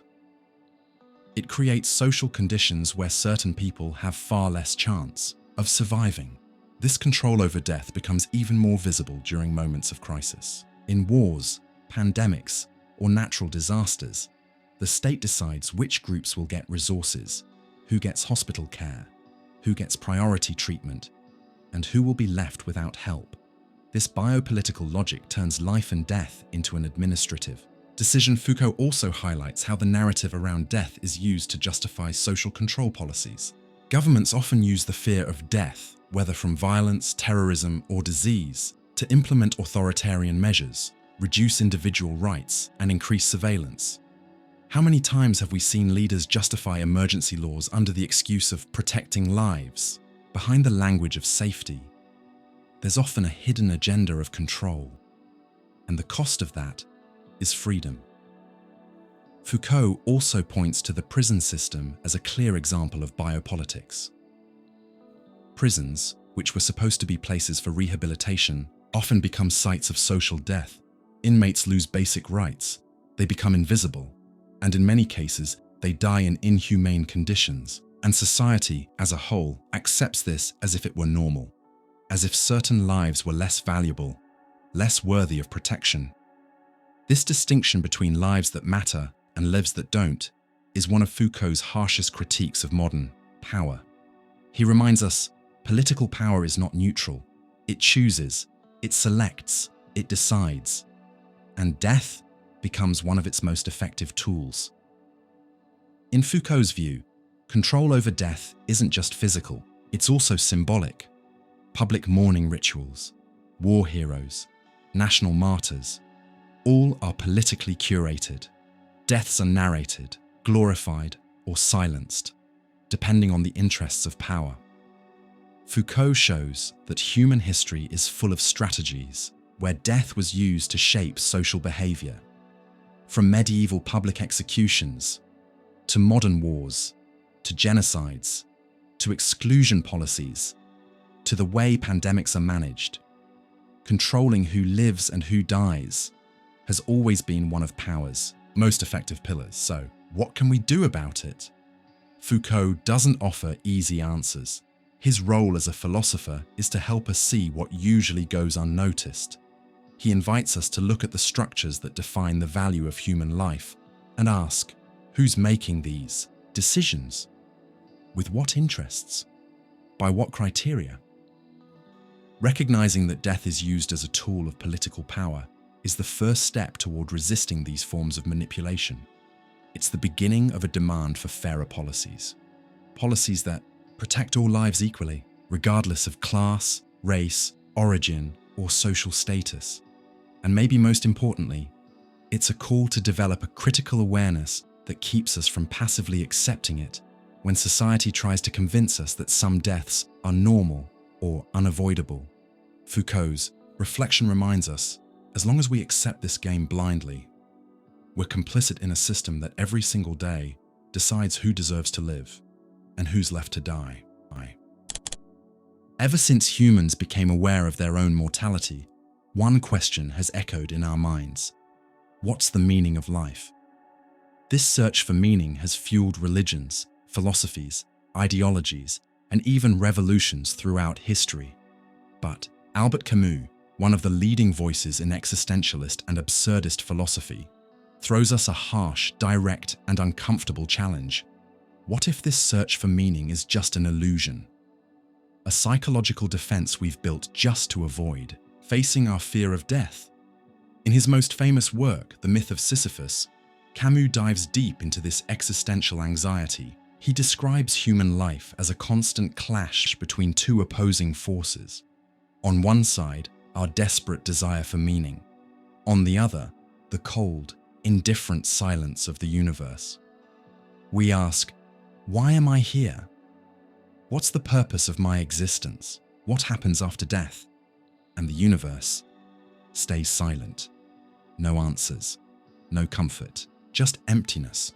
This collision between our emotional need for meaning and the complete lack of objective answers is what Camus calls the absurd. So why do we keep searching for meaning, even when faced with this cosmic silence? Camus answers bluntly, because the idea of living without meaning is unbearable for most people. The search for meaning often acts like emotional anesthesia, a carefully crafted distraction that keeps us from looking straight at the fact that death is inevitable. How many times have we created goals, dreams, and long-term plans, just to push away the feeling that the end is coming? How often do we cling to beliefs, philosophies, or moral systems, all just to build a story that makes us feel like our life has some special purpose? Camus calls this philosophical escape. It's the moment when, faced with the absurd, humans choose to cling to a comfortable lie, rather than face harsh reality. In his view, religion is one of the most classic forms of this defense. The promise of an afterlife, the idea of divine justice, a universal purpose, all of it, Camus says, may simply be coping mechanisms to ease existential terror. But it's not just religion, science, political ideologies, workaholism, the obsession with fame. All of these can become modern ways of running from the absurd, attempts to fill a void that, in reality, can't be filled. Camus asks a direct question: if life has no inherent meaning, why keep living? And his answer is one of the most courageous lessons in modern philosophy. He doesn't suggest suicide, quite the opposite. Camus proposes what he calls revolt against the absurd. It's about choosing to live, even while knowing life has no built-in purpose. It's embracing the radical freedom to create your own meaning, even if it's fleeting, subjective, and personal. For Camus, the very act of living, breathing, loving, enjoying a sunset is itself an act of defiance, a challenge thrown at the void, a declaration of life in the face of death. He uses the figure of Sisyphus from Greek mythology, the man condemned to push a boulder up a hill, only to watch it roll back down, forever. Sisyphus knows his task is meaningless, but still, he keeps going. Camus ends his work with a line that is both tragic and inspiring. We must imagine Sisyphus happy. That's the core of Camus's philosophy. Life may be absurd, death may be inevitable, the universe may not care. But even so, we can choose to live with dignity, intensity, and clarity. And maybe the first step is recognizing when our search for meaning is just another way to hide from the fear of death. When our ambitions, our beliefs, and even our personal projects are just unconscious defenses against the terror of the end. Camus isn't saying we should abandon all our goals, but he does invite us to ask an honest question. Is the meaning I'm chasing real or just existential anesthesia? This reflection can be painful, but also incredibly freeing, because by recognizing the absurd, we gain a new way of looking at life. We start to value small moments, simple joys, genuine connections. If life doesn't come with a prepackaged meaning, it's up to us to create one. For Camus, living is an act of creative rebellion. It's choosing to give meaning to what we do, even knowing the universe owes us no explanation. And, in a way, that conscious choice is the purest form of freedom. It's the moment we stop being victims of the fear of death and start becoming the authors of our own story. From the moment we're born, we start attaching ourselves to things. We cling to our mother's arms, to affection, to food, to safety. And as we grow, the attachment only grows stronger. We want success, recognition, love, stability. But Buddhism, through its central teaching known as the Four Noble Truths, offers us a lesson that's as harsh as it is liberating. Attachment to life is a constant source of suffering.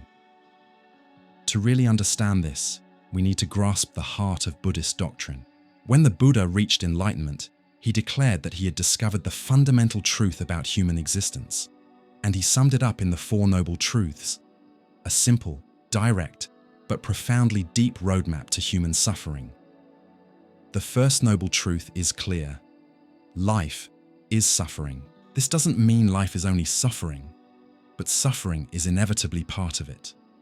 From birth to death, we face losses, illness, aging, frustration, fear. Even in moments of happiness, there's always a shadow, the awareness that it won't last.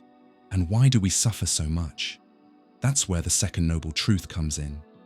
The origin of suffering is attachment to pleasure, to people, to objects, to ideas, and most of all, to life itself.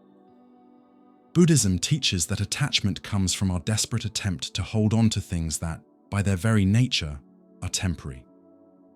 We want everything to stay the same, but everything in existence is impermanent. The body ages, relationships change, feelings shift, material possessions decay, and, inevitably, death comes. But even knowing all this, we still cling with all our strength. We fear loss, resist change, cling to people, titles, status, memories, and every time reality reminds us of impermanence, we suffer. The third noble truth brings hope. The end of suffering is possible, but it will only happen once we recognize the root problem: attachment. Buddhism doesn't suggest abandoning life. It suggests abandoning the illusion of permanence. It's about freeing ourselves from the possessive desire to control what can't be controlled. Attachment to life, according to the Buddha, doesn't just mean wanting to keep living. It means wanting life to meet our ego-driven expectations. We want youth to last forever. We want love to stay the same. We want health to be eternal. But that's not how the world works. And the more we fight against reality, the more we suffer. How many times have you suffered in advance? How many sleepless nights worrying about losing someone, a job, or your health? How many times has the fear of death paralyzed you? Buddhism shows us that all this suffering comes from the same root: attachment. The fourth noble truth offers a path out of this cycle: the Noble Eightfold Path, a set of ethical, meditative, and mental practices to help cultivate wisdom, discipline, and concentration. But before walking that path, there's a crucial first step: recognizing that attachment is the real cause of our pain. Many people misunderstand this idea and think Buddhism preaches emotional coldness or complete detachment, but that's not it. The teaching isn't about being emotionless, it's about being free, to love without clinging, to live, without emotional dependency, to feel, without gripping too tightly, to accept, without resistance. Imagine holding sand tightly in your fist. The harder you squeeze, the faster it slips through your fingers. Life works the same way. The more we try to control it, the more it slips away. Buddhism invites us to open our hand, to live lightly, to accept the natural flow of things, to realize that each moment is precious precisely because it's impermanent. Suffering comes when we refuse to accept this truth. Attachment to life keeps many of us in a state of constant anxiety. We try to prolong youth at all costs. We become obsessed with diets, cosmetic surgeries, self-care routines. Not because we want health, but because we're terrified of death. Attachment makes some people live as if they're immortal, putting off dreams, delaying important conversations, postponing what matters, always believing they'll have time later, and time always proves us wrong. Buddhist practice then becomes a daily invitation to conscious non-attachment. It doesn't mean giving up on life.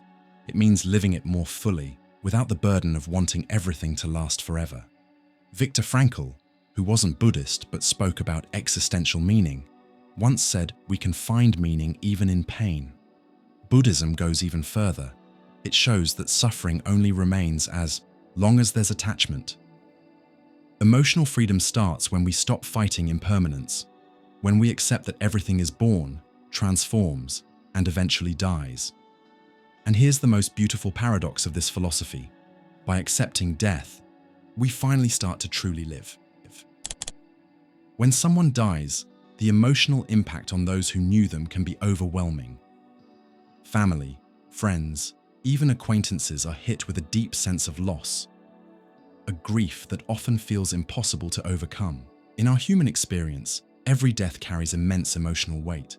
But when we look at death through the lens of Charles Darwin's theory of evolution and evolutionary psychology, an unsettling truth comes to light. Most deaths, no matter how painful they are for us, are biologically insignificant to the natural world.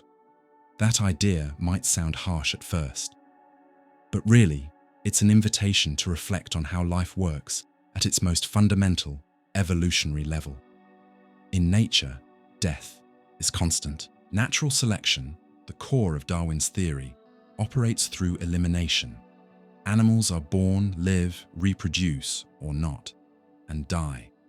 Thousands, even millions of living beings die every single day, and the cycle of life keeps going completely. Indifferent. Nature doesn't pause to mourn. There are no rituals, no memorials. The death of one individual, in the grand scale of evolution, is just another statistic, a tiny blip in a system that only cares about the continuation of the species. Charles Darwin, in his groundbreaking work, The Origin of Species, described how natural selection works in an impersonal, blind, and ruthless way. Nature isn't focused on the well-being of a single organism. It's focused on preserving the genetic traits that improve survival chances for a group or population. For nature, what matters is the transmission of genes that help species adapt to their environment. If an organism can't survive, or can't reproduce, its genetic line simply disappears. No ceremony, no drama, no memory. And that's exactly why this evolutionary perspective is so hard for us to accept. Because to us, life has intrinsic value. We love, we form emotional bonds, we build life stories. But nature just keeps moving forward, untouched by our feelings. Evolutionary psychology, which studies human behavior from an evolutionary standpoint, reinforces this harsh reality. It shows that many of the emotions we feel around death, grief, deep sadness, fear of our own mortality, are actually the result of survival mechanisms that evolved over thousands of years. These emotional responses helped us as a species build stronger social bonds. They motivated us to care for family members, to protect our groups. The intense reaction we feel when someone close to us dies is, in evolutionary terms, something that once improved our collective chances of survival. But, from nature's point of view, the death of a single human, an animal, or any individual organism doesn't affect the bigger picture. Trees keep growing, rivers keep flowing, seasons keep changing, the planet keeps spinning, as if nothing happened. This realization pushes us into an unavoidable existential crisis. If our death is so biologically irrelevant to the universe, what does our life even mean? The answer isn't simple. But understanding this cosmic indifference can also invite us to live with more authenticity. If the natural world won't pause for us, then it's up to us, while we're alive, to create meaning through our actions, to live more consciously, to love more deeply, to appreciate small moments. Accepting this evolutionary truth can also help put many of our anxieties into perspective. How many times have we stressed over leaving an eternal legacy? How often do we chase recognition, fame, or some kind of symbolic immortality? But nature doesn't remember names, it just continues. That doesn't mean life has no value, it just means that life's value doesn't come from nature's perspective. It comes from ours. In fact, understanding that we're just a tiny part of a much bigger system can actually help us cultivate humility. We're one species among millions. We live for a few decades, and then we're gone, just like all our ancestors, and like every future generation to come. The cycle of birth, growth, reproduction, and death is the silent engine of evolution, and our story, as grand as it feels to us, is just a small chapter in a much larger narrative. This perspective doesn't have to lead to despair. It can inspire a new way of living, with less arrogance, with fewer illusions of eternal greatness, and with more focus on what really matters in the short time we have. After all, if nature is indifferent, we don't have to be. We can choose to care for each other, to create meaning, to build stories of love, solidarity, and beauty, knowing that the natural world won't keep a record, but that, for us, it makes all the difference. How many generations back can you actually remember in your own family? Maybe you know a few stories about your grandparents. If you're lucky, maybe you've heard something about your great-grandparents. But before that, chances are, the names, faces, and stories of those who came before are already gone from your memory. That's one of the key lessons from the sociology of memory, developed by Maurice Halbwachs, one of the most important thinkers to study how collective and individual memory works within society. Halbwachs presents us with a harsh but necessary truth. For most of us, our memory won't last beyond 3 generations. That means that within roughly 100 years after we die, no one will know who we were. Our names will disappear from conversations, our photos will sit forgotten in boxes or digital archives, and all the things that feel so urgent, so important, so vital today will simply fade away. According to Halbwachs, human memory isn't just an individual thing. It's primarily a social process. We remember because we belong to groups that keep those memories alive. Family, school, religion, culture, all of these form what he calls collective memory. But collective memory has an expiration date. It's not infinite. It constantly renews itself. As time goes on, social groups change, new generations arrive, and older memories start to get left behind. Halbwachs explains that memory is selective. Societies choose what to remember and what to forget. And the hard truth is that for most ordinary people, forgetting is the final destination. Think about your own ancestors. Can you name your great-great-great-grandparents? Do you know how they lived, what they loved, what their dreams were? Probably not, and the same will happen to us. Today, our photos are on social media. Our stories live in text messages, emails, digital files. But as the years pass, that data will get lost. Technology will change, files will be deleted, platforms will become obsolete, and our existence will turn into a vague memory. for a short time, before disappearing completely. That realization can feel sad, and in some ways, it is. But it also carries a powerful lesson in humility and freedom. If we know forgetting is inevitable, why do we spend so much time and energy trying to build an eternal image of ourselves? Why do we care so much about what people think of us? If just a few generations from now, no one will remember, Halbwachs's sociology of memory invites us to rethink what our legacy really means, instead of chasing eternity in the minds of others. Maybe the wiser choice is to focus on living authentically in the present, being real with the people around us, creating genuine connections, having experiences that feel meaningful to us. Another important point Halbwachs makes is that collective memory is constantly being reconstructed. Even when people do remember, what gets preserved is an interpreted, filtered, and adapted version that fits the needs of the current generation. In other words, even if someone talks about us in the future, it won't be an accurate memory. It'll be a distorted narrative, full of gaps and built from fragments and impressions. That idea too can be freeing, because if we can't control how we'll be remembered, the best we can do is live in a way that makes our own life feel worth it while we're here. Halbwachs shows us that memory is social, but the experience of life is personal. What really lasts isn't the memory others will have of us, but how we choose to live while we're alive. That awareness can change our relationship with time. Instead of living to be remembered, we can live to be whole in the present moment. Of course, there are exceptions. Historical figures, leaders, artists, scientists.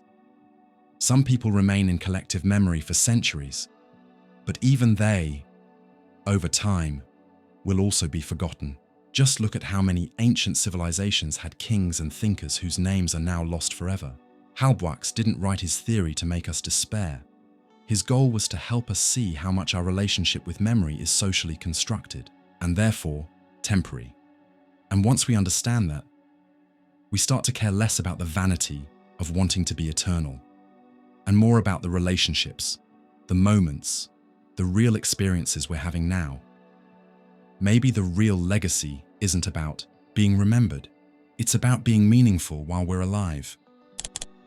What is the self? Who are we, really? This question has been asked by philosophers, poets, and scientists for centuries. But few have had the courage to deconstruct this idea as radically as David Hume, one of the great names in empiricism and philosophical skepticism. For Hume, the self that we protect, value, and fear losing is nothing more than a psychological fiction, just a bundle of fleeting perceptions, thoughts, sensations, and emotions, passing by like images on a movie screen. And when death comes, that flow simply dissolves, without leaving any ontological trace, no eternal soul, no unchanging essence. Hume was blunt about it. We never catch a glimpse of the self. What did he mean by that? That when we look inward, all we find is a constant stream of mental content, impressions, desires, pains, joys, memories, but never a solid, fixed substance called self. Throughout life, what we call identity is just the sequence of these mental states. One day we're happy, then the next we're sad.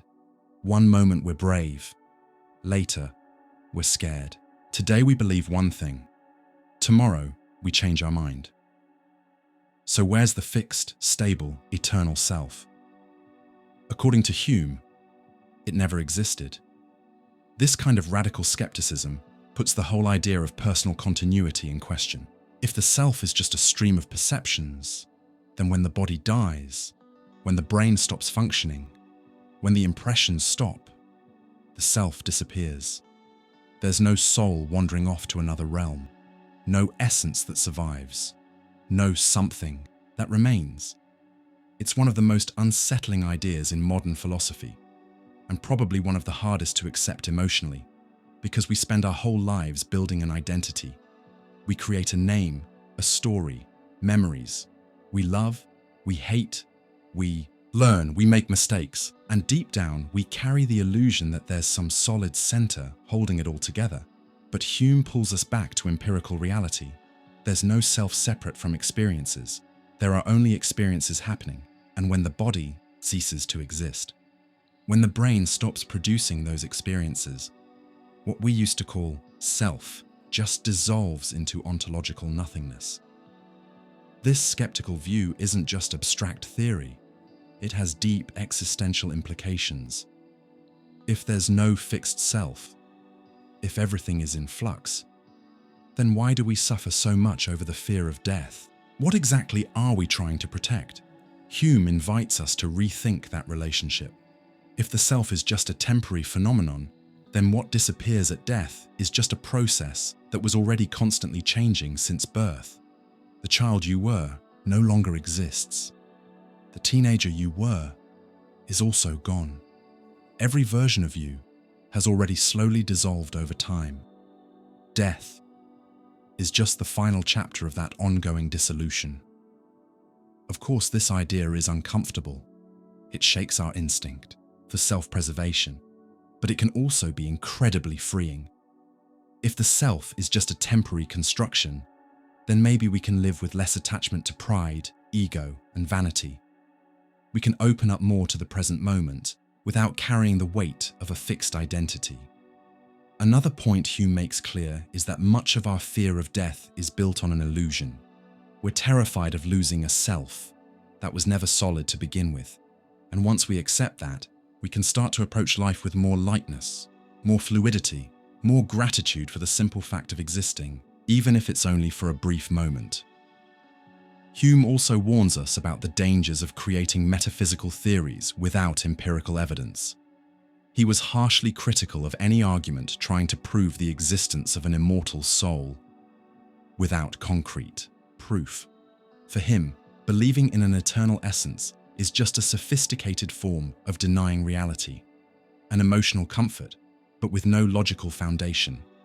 And here lies perhaps one of the hardest, but also most courageous lessons from Hume's philosophy: accept the end as the end.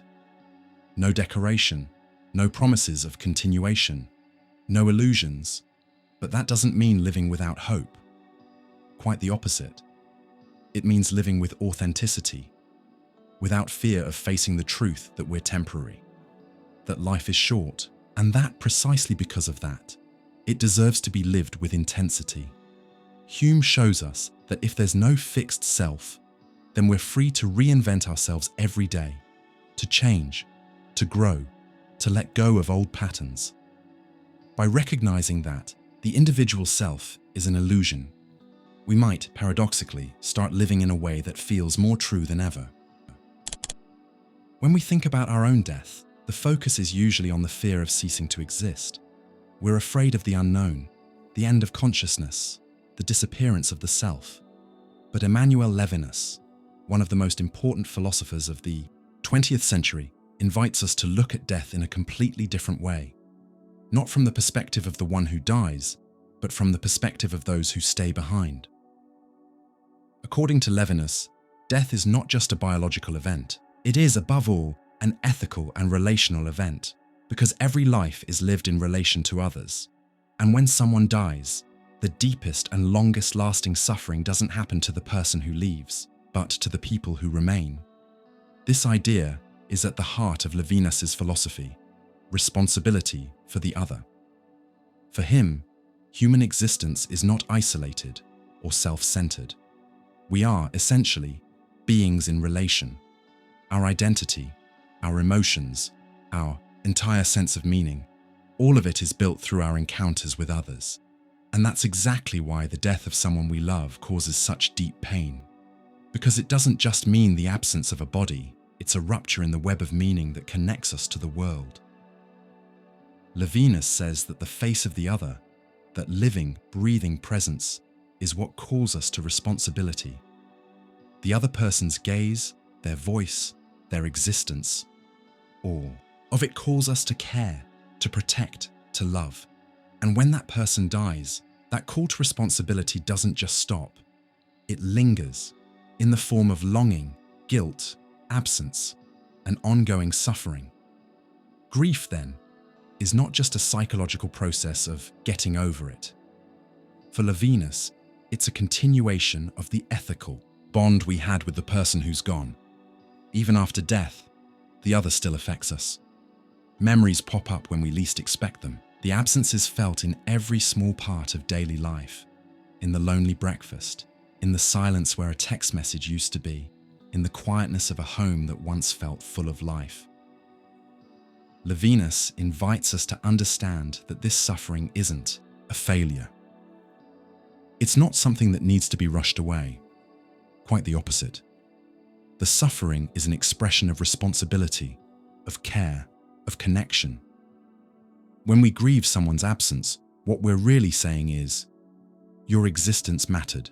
To me, you're still alive within me, through my memory, my pain, my longing.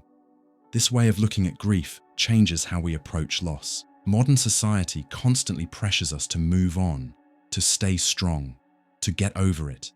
But Levinas's philosophy gives us permission to feel, to live our grief ethically, to recognize that the pain is just an extension of the love and responsibility we had toward the other person. Levinas also makes us think about the emotional marks we leave on others. While we're alive, we often underestimate the impact we have on the people around us. We think our actions are small, that our words are fleeting. But when we're gone, the emptiness we leave behind can last for years, decades, maybe forever. The suffering of the living after we die is real proof that we existed in a meaningful way in their lives. It's the inevitable consequence of having loved and been loved. This realization invites us to live with more care while we're still here, to nurture our relationships, to say what needs to be said, to forgive, to show up for people. Because once we're gone, what remains in others is the sum of everything we were to them. Levinas also points out that for many people, grief doesn't just come with longing. It often comes with guilt. Guilt over words left unsaid, over unresolved conflicts, over promises that were never kept. That's why Levinas's ethical call feels so urgent. Live in a way that, when you leave, the pain people feel is only from missing you, not from regret. By reflecting on the suffering of the living, we realize that our responsibility toward others doesn't end with our death. It continues through the memories we leave behind, through the emotional marks we imprint on people, through the lessons, the love, and the moments we shared. And maybe this awareness can help us live with more truth, with less pride, with less emotional distance, with more presence. For Levinas, death isn't the end of ethics. It's the beginning of a new form of responsibility, the responsibility of having left behind a story of care, not abandonment. So, when we think about our own death, we shouldn't just fear the end of consciousness. We should also ask ourselves, how are we living right now? And how will our actions today emotionally affect the people we love when we're no longer here? Life often moves along in a calm, predictable rhythm, built on carefully planned routines. We wake up, go to work, make future plans, buy insurance, take care of our health, all with the expectation that life will follow a logical, linear, and fair script. But Taoism, one of the oldest Eastern philosophies, reminds us of a truth we often choose to forget. Death can come at any moment, without warning, without logic, without justice. Taoism invites us to see reality as it is, an unpredictable, uncontrollable flow called the Tao. The Tao is the way, the natural course of all things. It doesn't follow human logic. It doesn't respond to our desires. It doesn't bend to our ideas of fairness. In Taoist thought, existence is like a river flowing without a map, without a preset destination. And within that flow, death is just another unexpected curve along the way. How many times have we heard stories of young, healthy people, full of plans, who suddenly died? An accident, a sudden heart attack, an unexpected diagnosis, or sometimes no apparent reason at all. Taoism doesn't offer comforting explanations for these moments. There's no clear why, no hidden reason, no grand master plan. There's only the reality that life is impermanent and profoundly random. This existential randomness can feel terrifying. The human mind has an almost obsessive need to find causes, reasons, and justifications. When death strikes suddenly, our first reaction is often to ask, why? What did this person do to deserve this?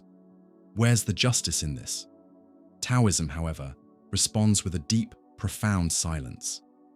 Because within the logic of the Tao, there is no human-style justice. There's only the flow. For Taoist masters, accepting randomness is a form of wisdom. It's recognizing that the control we think we have over life is just a comforting illusion. We can make plans, eat healthy, take precautions, but in the end, the Tao moves on, with or without our consent. Understanding this invites us to radically change how we live in the present. If death can come without warning, then every moment is an absolute gift. Every conversation could be the last. Every hug could be the last. Every sunrise could be the last. Taoism teaches us to live with presence, with surrender, without the arrogance of thinking we can control the uncontrollable.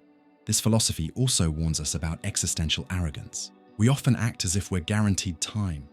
We delay reconciliations, we postpone dreams, we hold on to grudges, we leave important words unsaid, thinking we'll have time later. But Taoist truth is relentless. Tomorrow might never come. This awareness, far from paralyzing us, can actually set us free. If we know the end could come without warning, then why waste time on things that don't matter? Why stay trapped in petty resentments?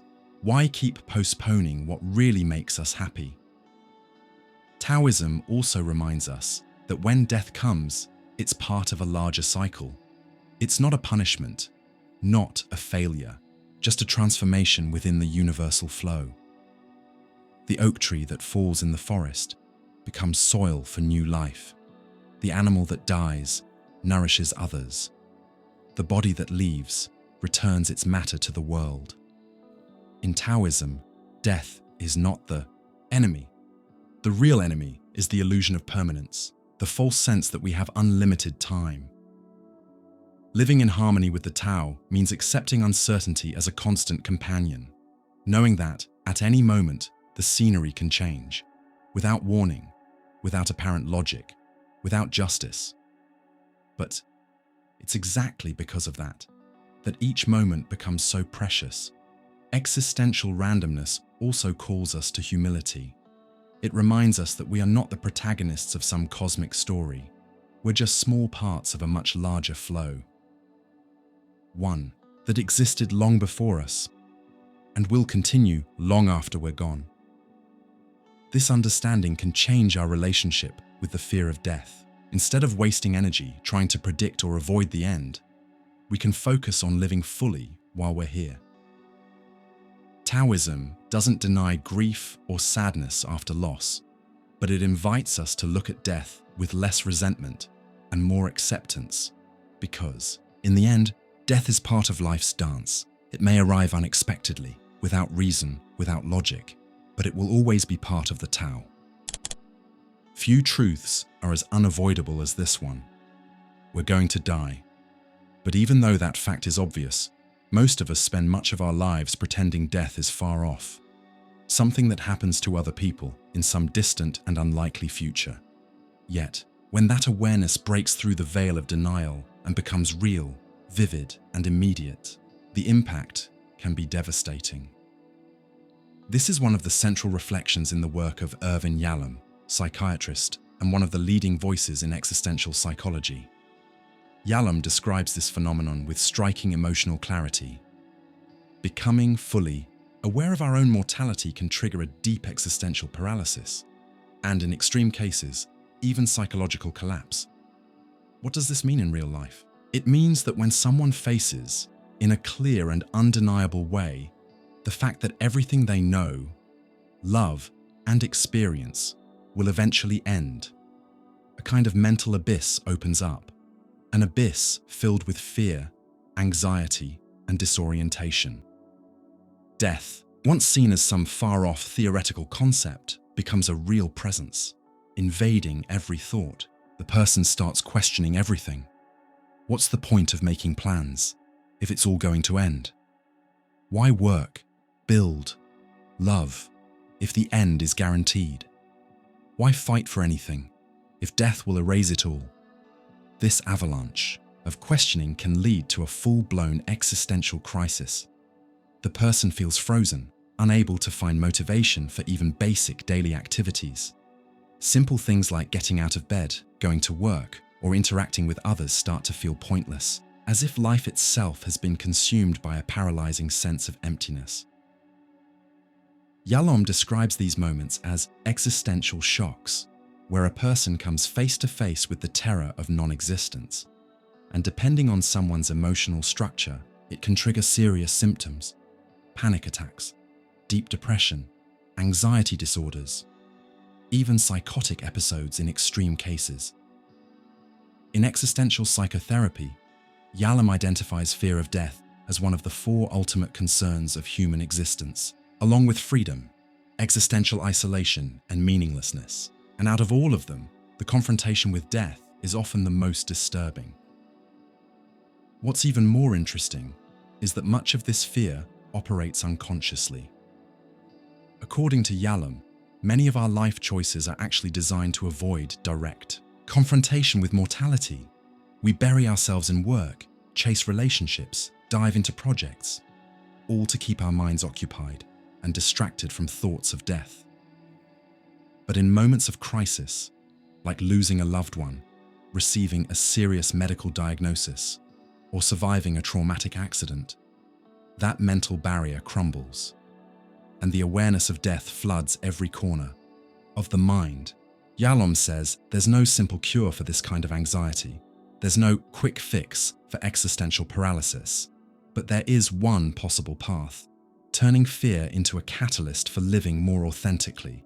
Instead of running from the awareness of death, Yalom encourages his patients and readers to face it head-on, to acknowledge the fear, to accept vulnerability, and to use that realization as fuel to live more fully in the present.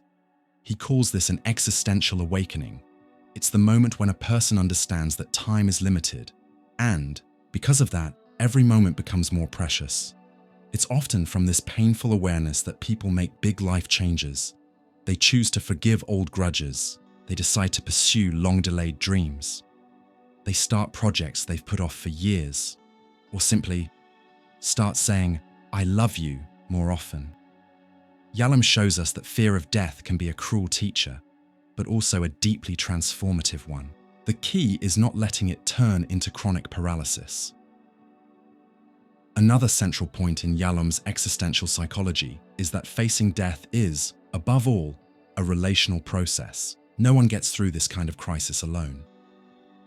Human connection, real conversations, love, empathy, is a powerful tool for helping someone move through this pain. In his clinical work, Yalom shares how simply talking to a trusted person about death can ease some of the emotional burden. Discussing death, no matter how difficult, is a way to disarm existential terror. And maybe Yalom's greatest lesson is this: the awareness of death will always be with us. It may intensify at times, it may fade at others, but it never fully goes away. The secret isn't to eliminate it, but to learn how to live with it, to see it as a silent presence that, if we know how to listen, can remind us every day of life's value. Talking about death is never easy, but it's necessary. Everything we've shared here today is really just an invitation for you to look at life with more clarity, more courage, and maybe even just a little more lightness when facing what's inevitable. If this video touched you in any way, made you think, or even stirred up a bit of healthy discomfort, go ahead and hit that like button. It really helps the channel grow and helps more people find this kind of content. Make sure to subscribe so you don't miss the next videos. Here, we dive into philosophy, existentialism, psychology, always with a deep and thoughtful perspective on the themes that hit closest to the human experience. Share this video with someone you know who could use some reflection on these topics. Send it to that friend who loves a good philosophical conversation, or even to someone who's going through an existential crisis right now. And of course, drop a comment below. Which of these 25 truths hit you the hardest? Which one made you rethink how you see life and death? I really want to hear your thoughts, and before you go, stick around a little longer. Check out the other videos on the channel. There's a lot more existential content here to keep inspiring you, challenging you, and helping you see life from a different angle. I'll see you in the next video. Until then.